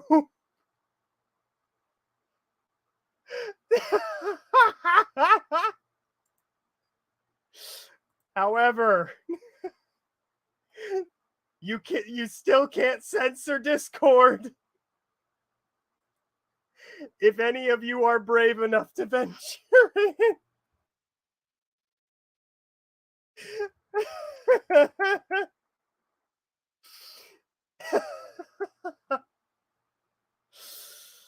Oh, this is not helping my mental state, Anastasia.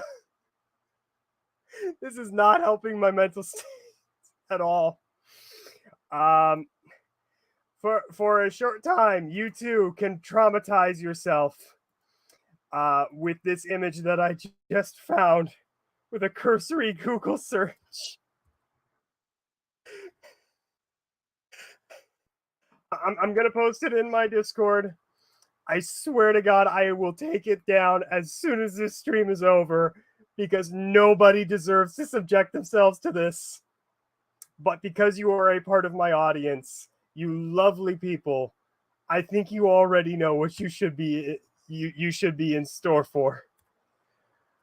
May God have mercy on your souls.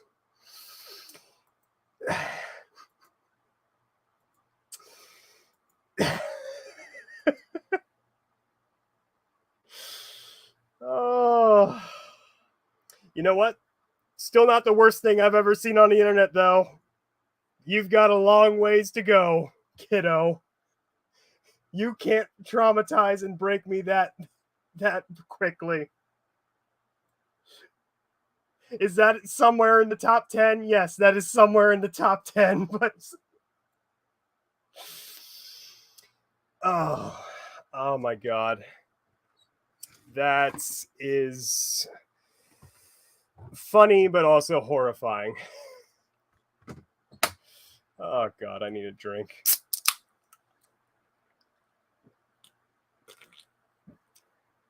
Prost!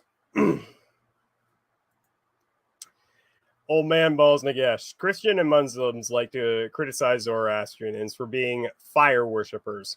Also, Christians and Muslims. Yo, check out the Lord's angels, many of whom are made out of fire. Yep. Well, I mean,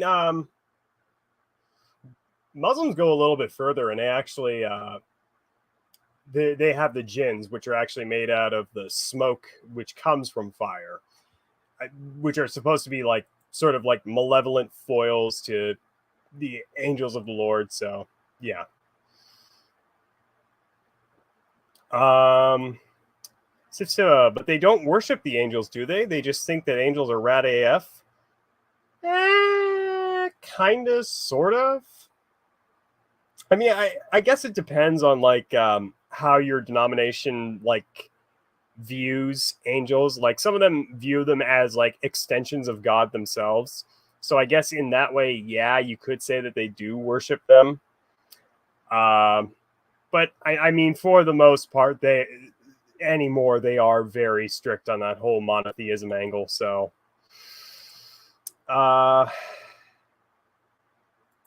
Salem, by the way, welcome. An hour had my brake line snap in the middle of traffic, but literally right next to an auto shop, and I didn't crash. I thank God, but this book makes me think differently. Yeah, you know,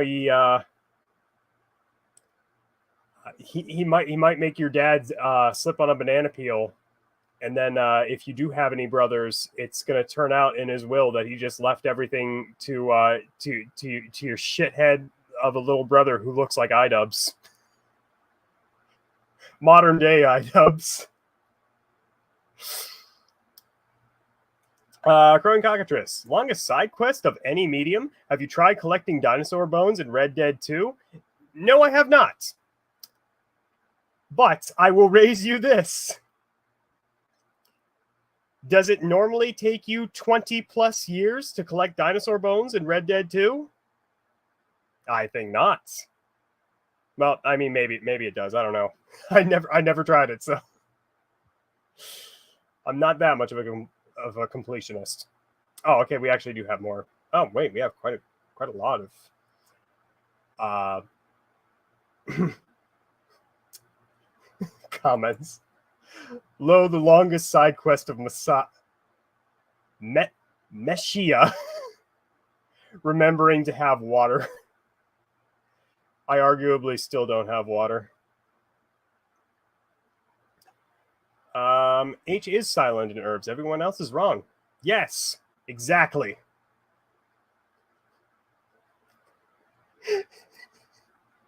And Eminem apparently saw what Anastasia shared. If you're in the Discord, or if you haven't joined the Discord yet, and you are morbidly curious, now would be the time to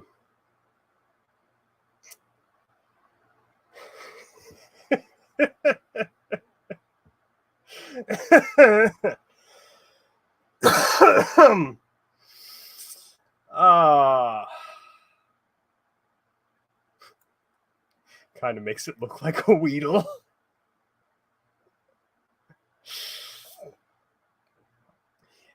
The inner Yu-Gi-Oh fan in me wants me to say it looks more like a needle bug or a larvae moth, but I know much less people will get that reference. So yeah, I guess a Weedle is an appropriate way to describe it.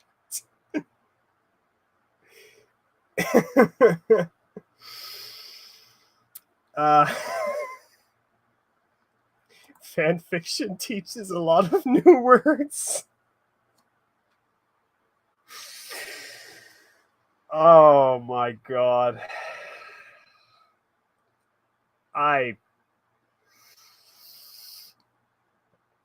See, this is why we need co-hosts on this stream, just so that I don't feel like somebody just stomped on my throat after a while and took a shotgun to my forehead and just blasted out the few remaining brain cells I have. Whew. Also, did I mention it's hot in this room? Because it is hot in this room. It's still September, ladies and gentlemen. It still means it's hot in Ohio, at least. Come over here, my darling. God damn it. Trying to get my box fan on me so that I won't die. Excuse me for just one moment.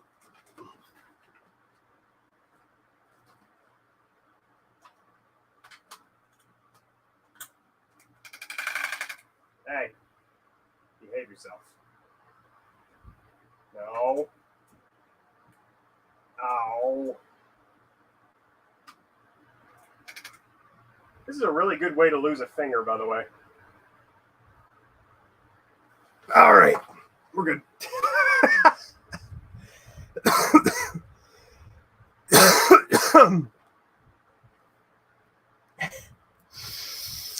Added knowledge, and the one on the tip is Prince Albert.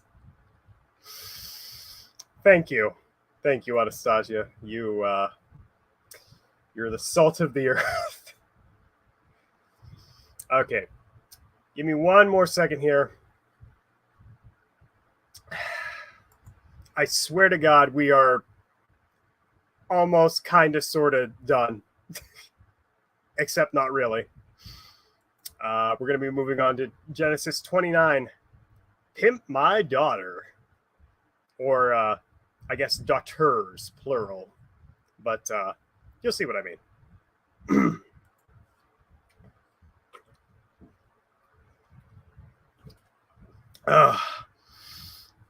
YouTube is hard work. It really is. You sit in front of a computer and talk to people all day. It's awful. I would not wish this upon my worst enemy. All right. I'm going to try and get through this. Pray to Korean Jesus for strength. Then Jacob went on his journey and came to the land of the children of the east. And he looked, and behold, a well in the field, and lo, 3 flocks of sheep lying there by it. For out of that well they watered the flocks, and the stone upon the well's mouth was great. And thither were all the flocks gathered, and they rolled the stone from the well's mouth and watered the sheep, and put the stone again upon the well's mouth in its place. And Jacob said unto them, My brethren, thence are ye? And they said, Of Haran are we. Stupid. We're literally outside the city gate. And he said unto them, Know ye Laban, the son of Nahor? And they said, Yeah, we know him. And he said unto them, oh God, I haven't been doing the Jacob voice. I just now realized. Is it well with him? And they said, Yeah. And behold, Rachel the daughter cometh with the sheep. And he said, Lo, is it yet high day? Neither is it time that the cattle should be gathered together. Water ye sheep, and go and feed them. So, Jacob is making it really, really hard to like him. He's essentially telling these people how to do their jobs. Meanwhile, he has absolutely no experience with livestock herding, agriculture, or anything aside from cooking that we've been exposed to. And of course, being a used car salesman, except cars don't exist yet. So, just play with people's wills.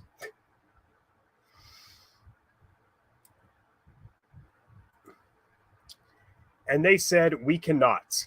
Until all the flocks be gathered together, they roll the stone from the well's mouth. Then we water the sheep.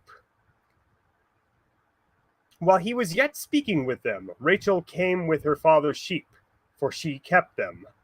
And it came to pass when Jacob saw Rachel, the daughter of Laban, his mother's brother, and the sheep of Laban, his mother's brother.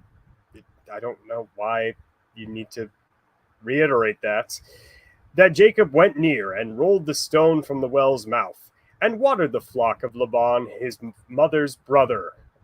in case you forgot.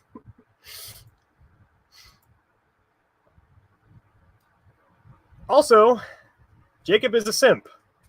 Despite just getting done telling the shepherds that it was too early to gather all of the flocks together to give them water, as soon as he sees his hot kissing cousin come his way, he immediately asserts himself into the situation by moving away the watering stone, thus probably screwing up the entire schedule of that flock and probably their internal clocks. And I don't know. I don't raise sheep.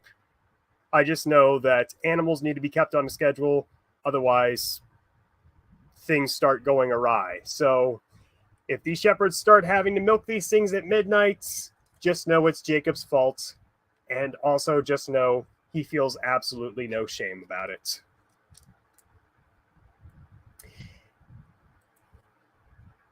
Let me get on the back tab. Jesus. And Jacob kissed Rachel, ooh, and lifted his voice and wept. And Jacob told Rachel that he was her father's brother, and he was Rebekah's son. And she ran and told her father, who then got the shotgun and I wish. I seriously wish. And it came to pass when Laban heard the tidings of Jacob, his sister's son, that he ran to meet him and embraced him and kissed him on the mouth, sloppily, with tongue, and brought him to his house. And he told Laban all these things. And Laban said to him, surely thou art my bone and my flesh. And he abode with him the space of a month. And Laban said unto Jacob, oh, by the way, just to keep track of how long Jacob is going to be here with Laban, let's quickly take a tally. So I already mentioned 1 month. What did he do in that entire span of a month? God only knows, but 1 month, okay? I'm going to write that down right now. Let's continue.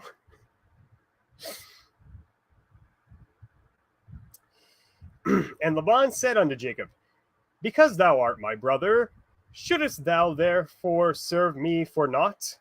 Tell me, what shall thy wages be? They supposedly just now start talking about after a whole month. And Laban had 2 daughters. The name of the elder daughter was Leah, and the name of the younger was Rachel.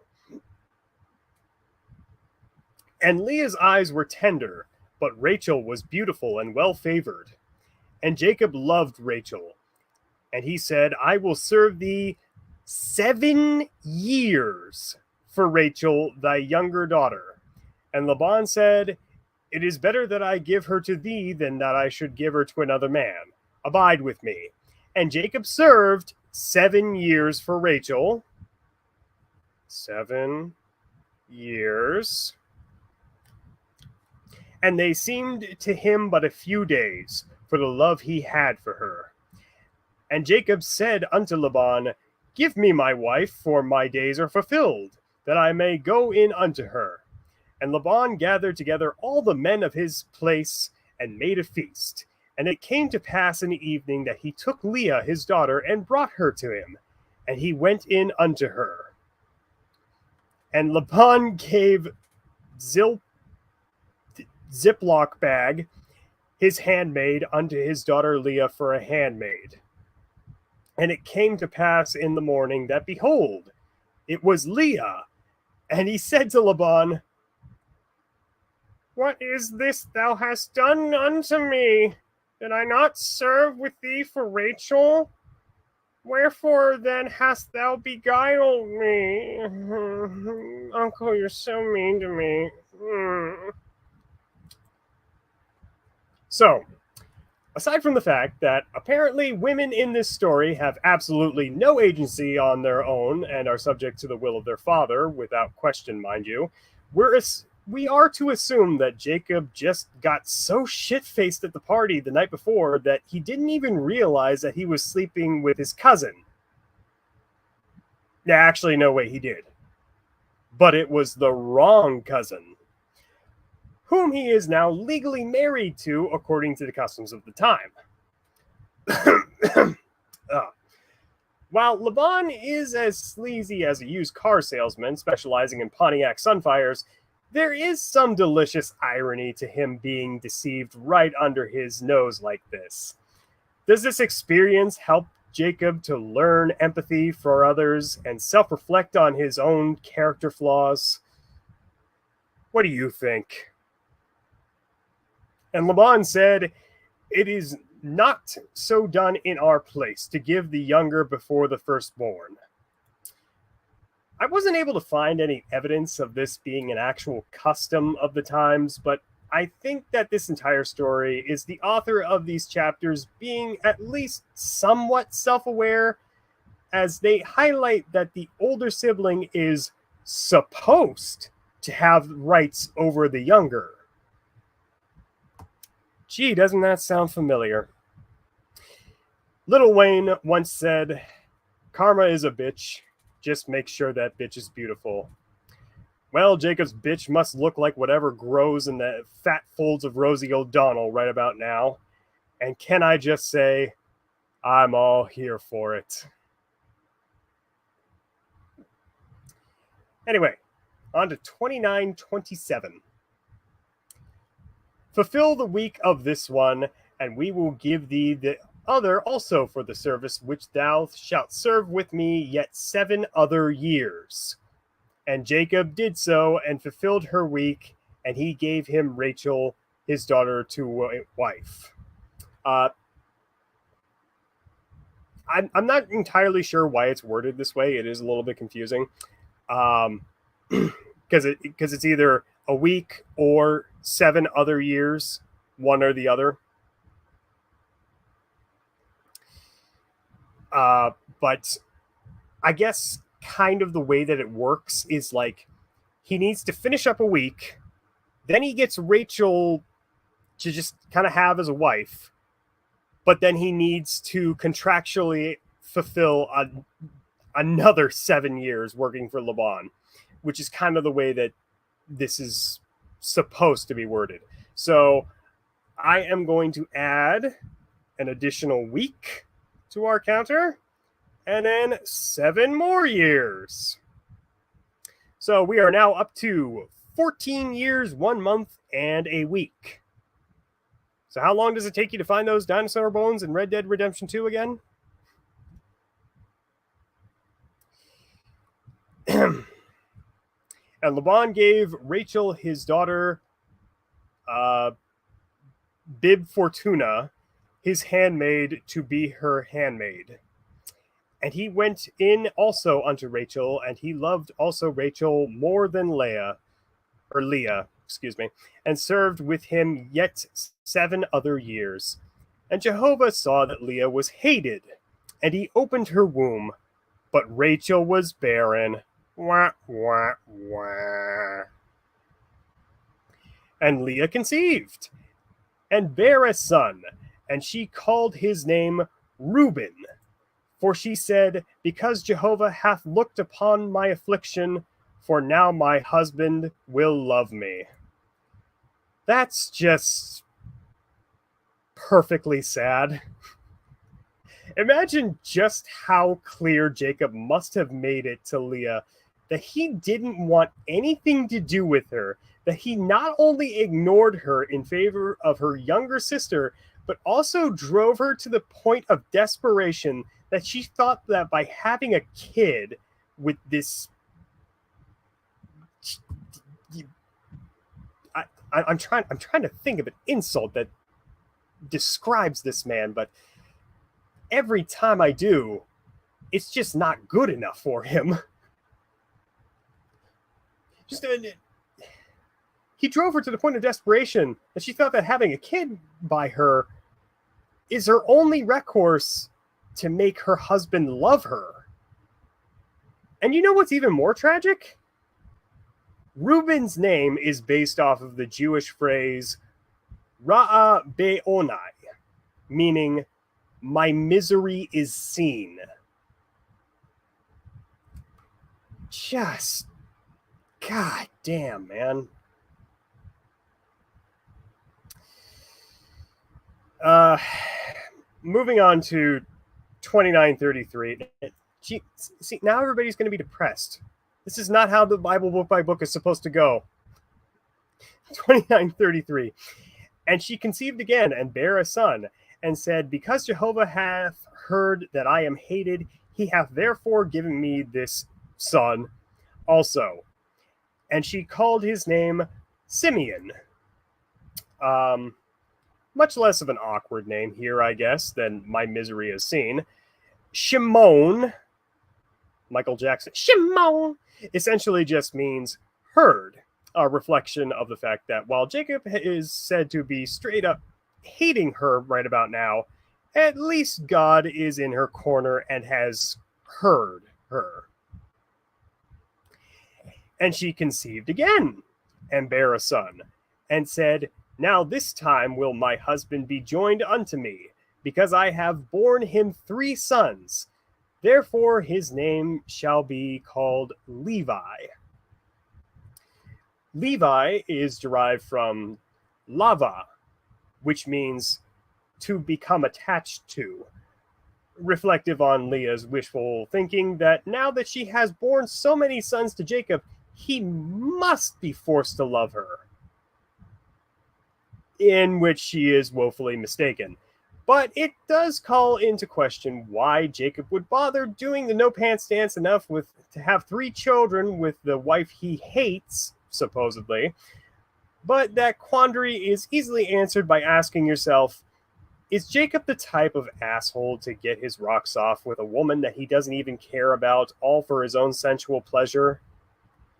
The answer is fairly obvious. 29:35, last passage of this chapter. And she conceived again and bare a son, and she said, This time I will praise Jehovah. Therefore she called his name Judah, and she left off bearing. Well, good for her, I guess.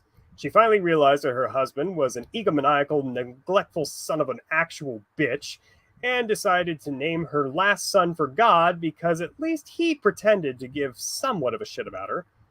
Now, Judah, whose name is going to be incredibly important later on, is an interesting case. His name in Hebrew is Yahuda, very similar to Hallelujah or Hallelujah, with all 3 roughly meaning the same thing, praise be to God. However, you may have noticed something curious here. Yah, in all 3 cases, is a shortened form of Yahweh, which is interesting, seeing as literally a chapter ago, Jacob renamed Luz with the title Bethel, emphasis on the L. However, it is also worth mentioning that throughout Genesis, whenever we read the name of God Jehovah, this is actually a mistranslation of Yahweh. It is thought, though, that this is a retrification on the older text written at the estimated time of Jay's existence, that being somewhere in the ballpark of the monarchy of Judah. The evidence for this is that while the Pentateuch we know of today seems to allude to the prophets from the 8th and 7th centuries, Isaiah and co., these passages don't really seem to be familiar with, the passages of the prophets, don't seem to be entirely familiar with the traditions of this Torah, meaning that Jay came from a period of monarchy. Meaning that Jay came from a period of monarchist monolatry, or possibly even from a post-exile monotheism.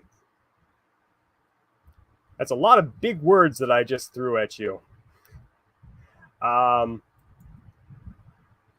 Basically, TLDR, the Torah or the Pentateuch, whatever you want to call it, that we know of nowadays, was more than likely reworked sometime after the Babylonian exile. That doesn't discredit how old these books are. in their base. It just means that we're kind of reading like the second or third edition of things. So anyway, that was Genesis 29. That wasn't too bad. Genesis 30 is kind of annoying, but Genesis 29 is all done. We're only a little over 2 hours into the stream. We're doing pretty good. Let's go ahead here and try and find where we left off.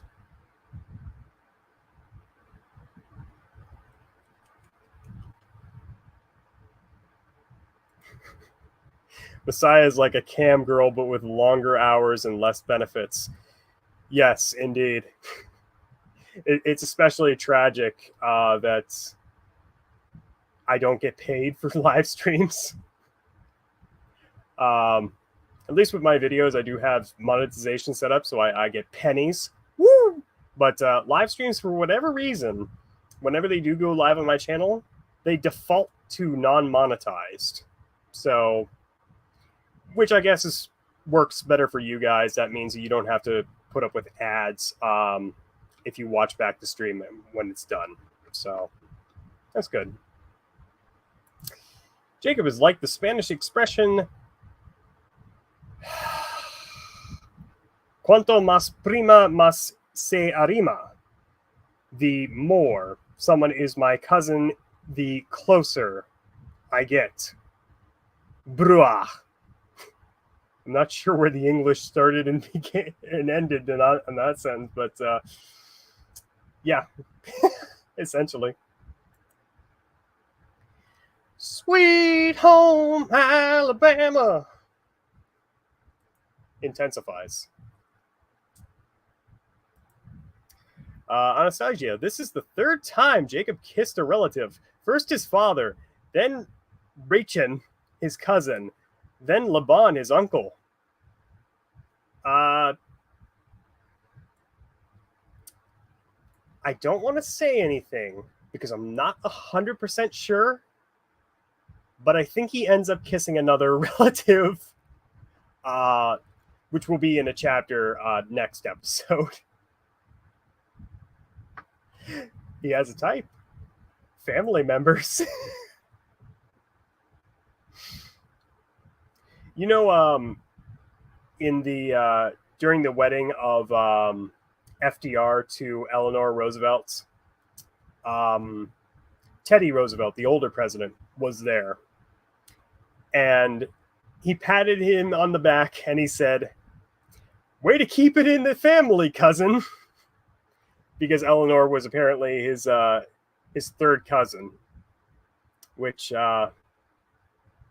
by our standards, not something you want to do. By the standards of this book, is a mercy.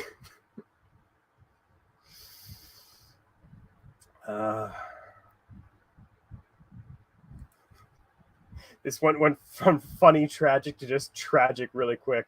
Yeah. Everybody crack out the tissues for this part of the Bible. So, he states very clearly that he doesn't like her at all, but still fucks her? What a cunt. Well, all I can say to that is, my father. He is literally my father. To a T. He is like, if you took the abusiveness of Abraham and the standoffish neglectfulness of Jacob and just kind of mix them in together, yeah, there's my father. Oh, and also add in a couple of instances where he murders small animals for fun and then brags about it. It's then you get my father. Hello, Petch.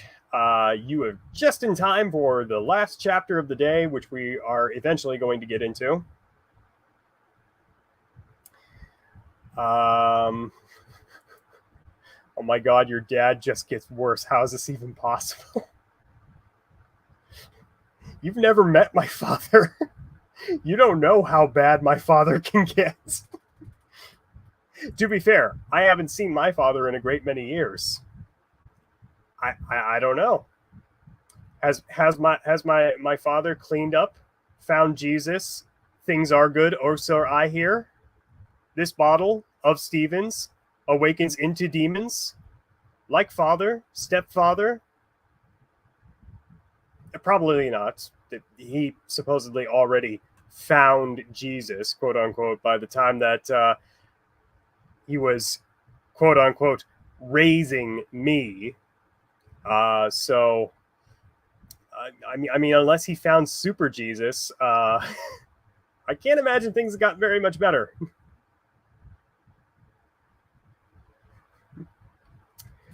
Anastasia, did you escape the mental scarring I inflicted, Duke? Oh no, that image is still in the Discord.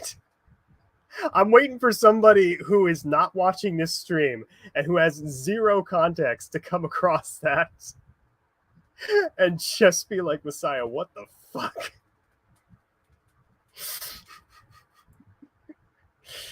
Hell with it. No, nobody visits my Discord anyway. We might as well just keep it up.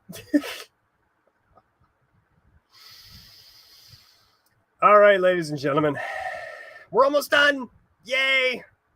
We just have to suffer through one more chapter. And unfortunately, this is an ungodly long chapter. It's 43 verses. And it definitely could have been shortened down. And I unfortunately do have notes on quite a few passages here. So thank you for sticking with me for as long as you have. And I pray that your patience is not tried too hard for the remainder of this stream. Let me make sure I got everything up here. The chapter subtitle says it all. Essentially, all you need to know is that Jacob is not going to get his just desserts, unfortunately. And also, my fan apparently is caught on something, but it's fine because now I actually have air on me and I'm not dying, so I'm just going to keep it going. So if you hear that clicking in the background, that's what it is. Genesis 30. And when Rachel saw that she bare Jacob no children, Rachel envied her sister, and she said unto Jacob, Give me children, or else I die. And Jacob's anger was kindled against Rachel, and he said, Am I in God's stead, who hath withheld from thee the fruit of the womb? So, I'm not really in the camp of either one of these two right now. Rachel is being a petty, envious, melodramatic bitch, and Jacob is being, well, a bitch. But a bitch with a point. There seems to be a common theme when it comes to the matriarchs of this entire family. Sarah was flat out barren. Rebecca was also barren, Genesis 25:21. I realize we kind of glossed it over because that was the plot point for a total of a whole verse. And now the same fate will befall Rachel. What can be inferred here is that the covenant with God should be taken very literally. When he said he would give them descendants as numerous as the stars, he meant that he would decide when they would be able to have children and at his pace. Thank you very much.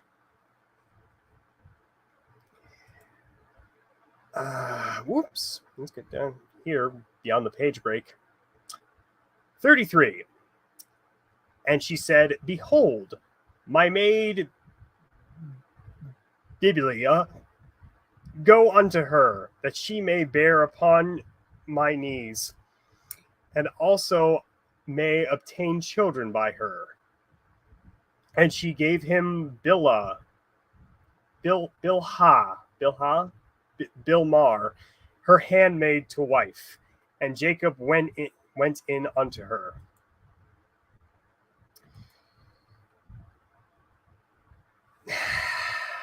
Jesus Christ. So the punishment, quote unquote, Jacob receives is tantamount to having a place to hide out while his brother undoubtedly would have murdered him had he gone back to Beersheba. And after enduring a 14-year and some change side quest, he gets to bone 3 women at the same time. That is not a tragedy. That is the plot to an orgy-based hentai. I feel like the ghost of my grandfather is about to smack me upside the head for reading this smut, and yet it's literally just the Bible.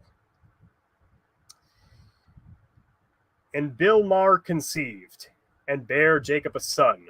And Rachel said, God hath judged me, and hath also my voice, and hath given me a son.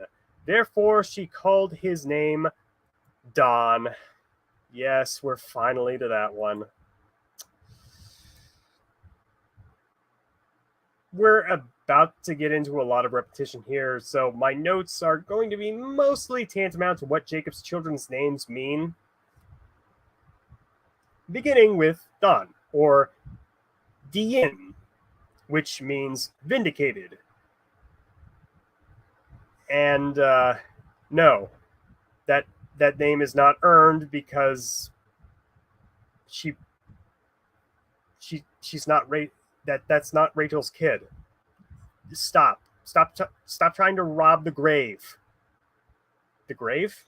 The bassinet, the crib. God, I really am retarded. And Bilhah, Rachel's handmaid, conceived again, and bare Jacob a second son. And Rachel said, With mighty wrestlings have I wrestled with my sister, and have prevailed. And she called his name Naphtali. I'm trying to get these names somewhat correct because they actually do come up later. So,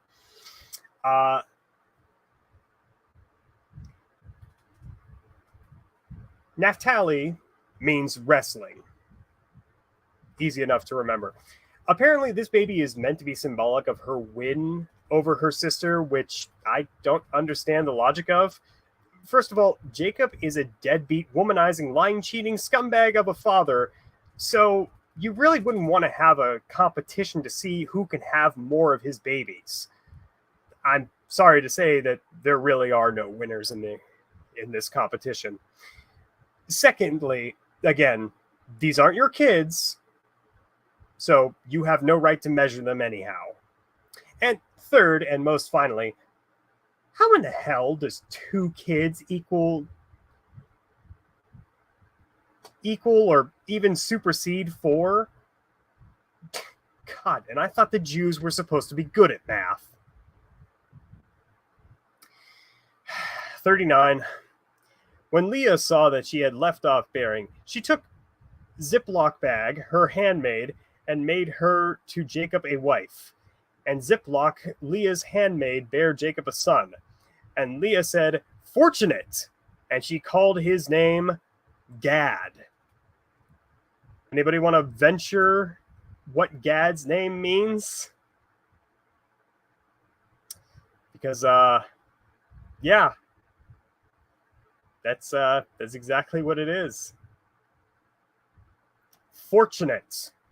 Or I guess more appropriately, the translation is good luck, which hilariously kind of implies that this wasn't the work of God himself, but rather just a happy accident. Oops. 30:12. And Ziploc, Leah's handmaid, bore Jacob a second son. And Leah said, Happy am I, for the daughters will call me happy. And she called his name Asher. Now, Asher means joy or blessing. But what is particularly interesting about this son is that he seems to have a very similar name to the Canaanite god Asherah. And in fact, the two's names roughly mean the same thing. It can be assumed that this lad was named this way because, as we're about to see in the next chapter, when and if we do get there, that Laban had numerous idols to other gods around his house. ones which Rachel in particular still seemingly feels an affinity towards. So, in that case, the blessing of Asher may not specifically come from Yahweh, and this may be an incredibly fringe clue as to the state of worship of the other gods at this time, particularly the wife of God. Don't worry, that is a whole video in of itself that I will make probably by the time your grandchildren are on their deathbed. And now we have a little bit of a dry spell for notes, so let's just read on. And Reuben went in the days of wheat harvest and found mandrakes in the field and brought them unto his mother Leah. Then Rachel said to Leah, Give me, I pray thee, of thy son's mandrakes. And she said unto her, Is it a small matter that thou hast taken away my husband? And wouldest thou take away my son's mandrakes also? Of course, an equivalent exchange right there. And Rachel said, Therefore he shall lie with thee tonight for thy son's mandrakes. So now she's pimping off her husband for plants. This is such a great story. I don't know why people don't read it. And Jacob came from the field in the evening, and Leah went out to meet him and said, I'm on yours tonight. And he said, Okay. And God hearkened unto Leah, and she conceived, and bare Jacob a fifth son. And Leah said, God hath given me my hire, because I have given my handmaid to my husband. And she called his name Issachar. Yeah, that.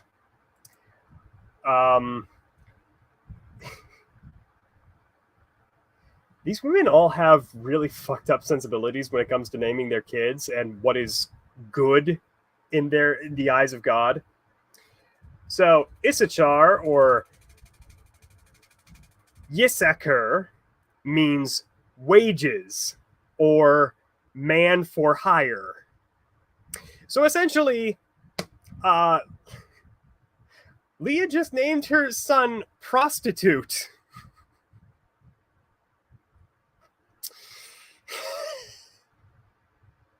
I love this. I love this. And Leah conceived again and bare a sixth son to Jacob. And Leah said, God hath endowed me with a good dowry. Now will my husband dwell with me, because I have borne him 6 sons. And she called his name Led Zeppelin.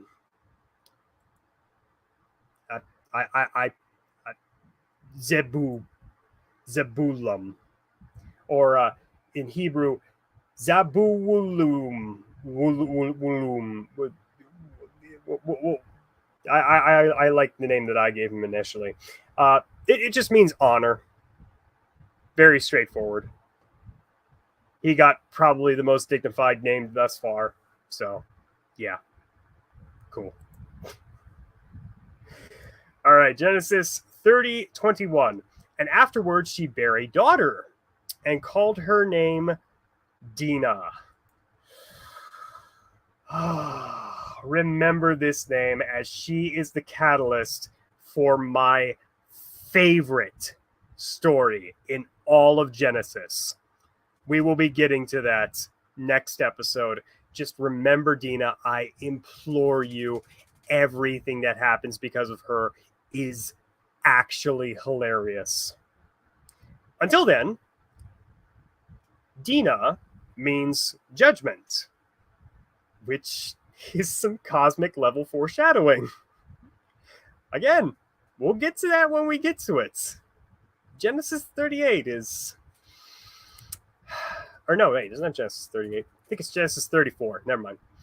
It's in the next episode, I know. Best book of the entire Bible. Best book of the entire Bible. At least in my mind. Or best chapter, I guess I should say, not book. Best book is probably Samuel, but we're almost done, I swear. 30:22. And God remembered Rachel And God hearkened to her, and opened up her womb, finally. And she conceived and bare a son, and said, God hath taken away my reproach. And she called his name Joseph, saying, Jehovah add to me another son. So, this is the next POV character, and the one who's about to fuck everything up, leading all the way out into the Exodus being a thing. So, spoiler alert, this is Jacob's unabashed favorite son, and it shows itself quite clearly to his elder brothers, who will eventually develop a deep-seated hatred and jealousy for the boy. Obviously, Jacob never learned his lesson about the dangers of playing favorites and nepotism, but that would imply that he is somewhat intelligent in the first place. Anyway, the name Yaakov means to give, seeing as this is Rachel's first real son, although not her last.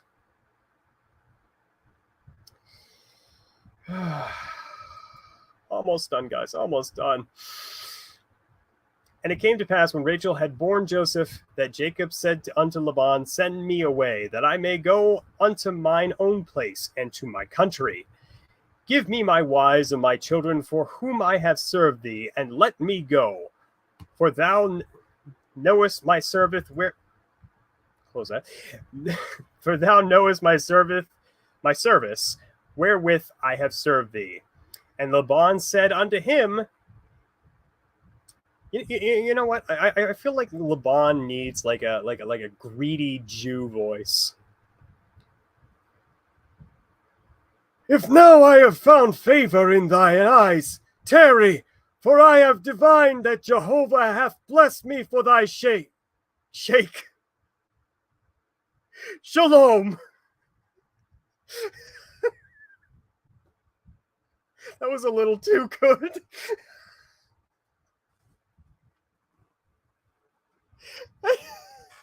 And he said, Appoint me thy wages, and I will give it. And he said unto him, Thou knowest how I have served thee, and how thy cattle have fared with thee. For it was little which thou hadst... For it was little which thou hadst before I came, and it hath increased to a multitude, and Jehovah hath blessed me whithersoever I turned. And now when shall I provide for mine own house also? And he said, What gives? And Jacob said, Thou shalt not give me aught. If thou wilt do this thing for me, I will again feed thy flock and keep it. I will pass through the flock 2 days, removing from thence every speckled and spotted one, and every black one among the sheep, racism, and the spotted and speckled among the goats, and of such shall be my hire. So shall my righteousness answer for me hereafter, when thou shalt come concerning my hire that is before thee, every one that is not speckled and spotted among the goats, and black amongst the sheep, racism, that if found with me shall be counted stolen. And Laban said, Shalom! I would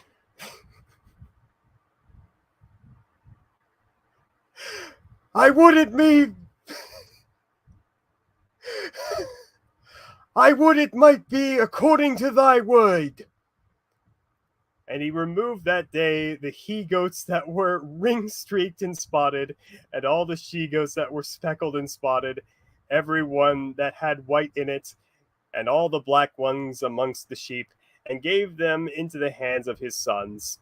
And he set 3 days' journey betwixt himself and Jacob fed the rest of Laban's flocks. And Jacob took him rods of fresh poplar, and the almond of the plane tree, and peeled the white streaks in them, and made the white appear which was in the rods. So essentially, what's this is meant to supposedly do is give extra strength and meat to the whole spotted and speckled flocks, because I don't know, Jesus magic, I guess. The only real thing of interest here is that white in Hebrew is actually Laban. So this can almost be read as Jacob using Laban's namesake to cheat him out of the visually inferior, structurally superior animals of the flock. I'm sure that elementary symbolism made some high school English teacher very, very happy. You're welcome. You can go back to reading Macbeth to your students now. And boring them to tears, by the way. And he set the rods which he had peeled over against the flocks in the gutters in the watering troughs where the flocks came to drink. And they conceived when they came to drink. That was fast. And the flocks conceived before the rods, and the flocks brought forth ring-streaked, speckled, and spotted. And Jacob separated the lambs, and set the faces of the flocks towards the ring-streaked, and all the black of the flock to Laban. Racism. And he put his own droves apart, and put them not unto Laban's flock. And it came to pass, whensoever... Whoops, we're getting a little spoiler there. I'm already working on episode 8. It came to pass, whensoever the stronger of the flock did conceive, that Jacob laid the rods before the eyes of the flock in the gutters, that they might conceive among the rods. But when the flock were feeble, he put them not in. So the feebler were Laban's, and the stronger Jacob's. And the man increased exceedingly, and had large flocks, and the maidservants and men servants and camels and asses. Yep, all 4 of them. Oh wait, they mean donkeys, don't they? Well, get used to hearing about these flocks, as Genesis will not shut up about them for the next 3 chapters. Next time on Quadruple B, unsurprisingly, Laban doesn't let Jacob leave quite so easily, and it goes on so obnoxiously long, they might as well call this the mini book of Exodus. Jacob will finally be forced to confront his brother Esau and another mysterious stranger. I wonder who that could be. And once we finally get past all of that, and the animals are presumably dead, hopefully, it is time for Genesis 34, my personal favorite chapter of this entire book. And with all of that, we are finally finished with all of our reading for today's chapter. I'm going to take a quick break, wet my whistle, and then we will go ahead and catch up with comments. If anybody has any questions, please be sure to post them in the comment section or the live chat or whatever the hell that is, and I will address them in kind.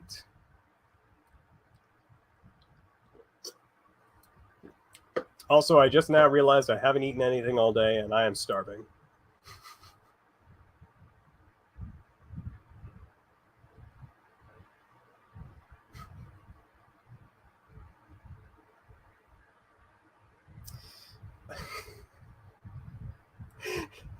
Dude, Petch saw it. Petch saw it.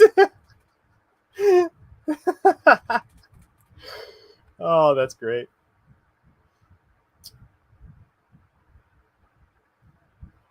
Maybe if these people stopped reproducing with their family, they wouldn't have so many fertility issues. Incest does not cause fertility issues. It just causes a lot of King Charles II of Spain's. If you know, you know.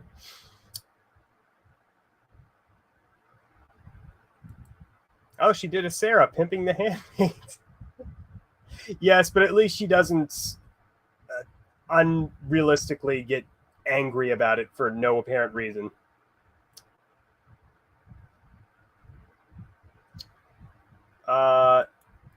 Does Jacob not produce sperms with X chromosomes? Well, joke's on you! He had a daughter. One whole daughter. Boy, don't you feel foolish commenting so early.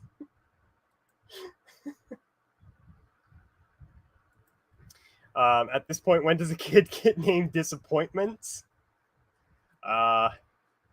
You're looking right at him, the host of this show. Oh, man.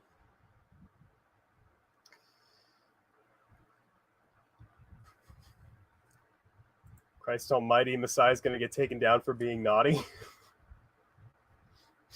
I'm not being naughty. I'm just being me. Which I guess is me being naughty. Is this a Joseph from the Technicolor Dream Cloak? Technicolor Dream Cloak. Yes. If you have seen that play, that is the character which is being referenced. Best voices so far: Old Man Isaac and Mel Brooks.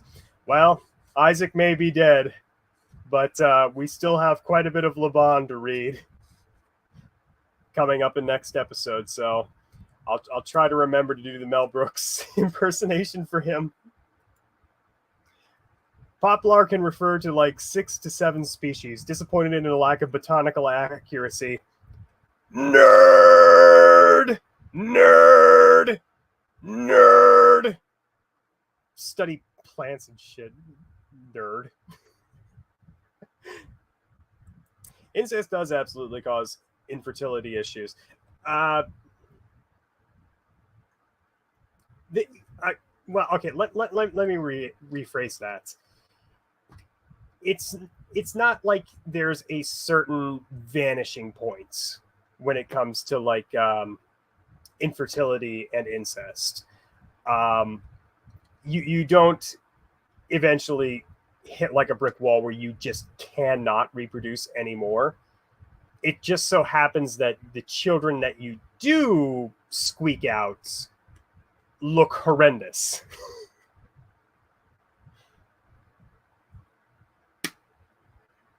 And everybody's now hopping on my dick saying, "Oh, incest doesn't cause infertility." Wow, I didn't realize you were all being so defensive of incest. What a great stream. What a great stream. We learned 2 alternative definitions of Jacob's Ladder.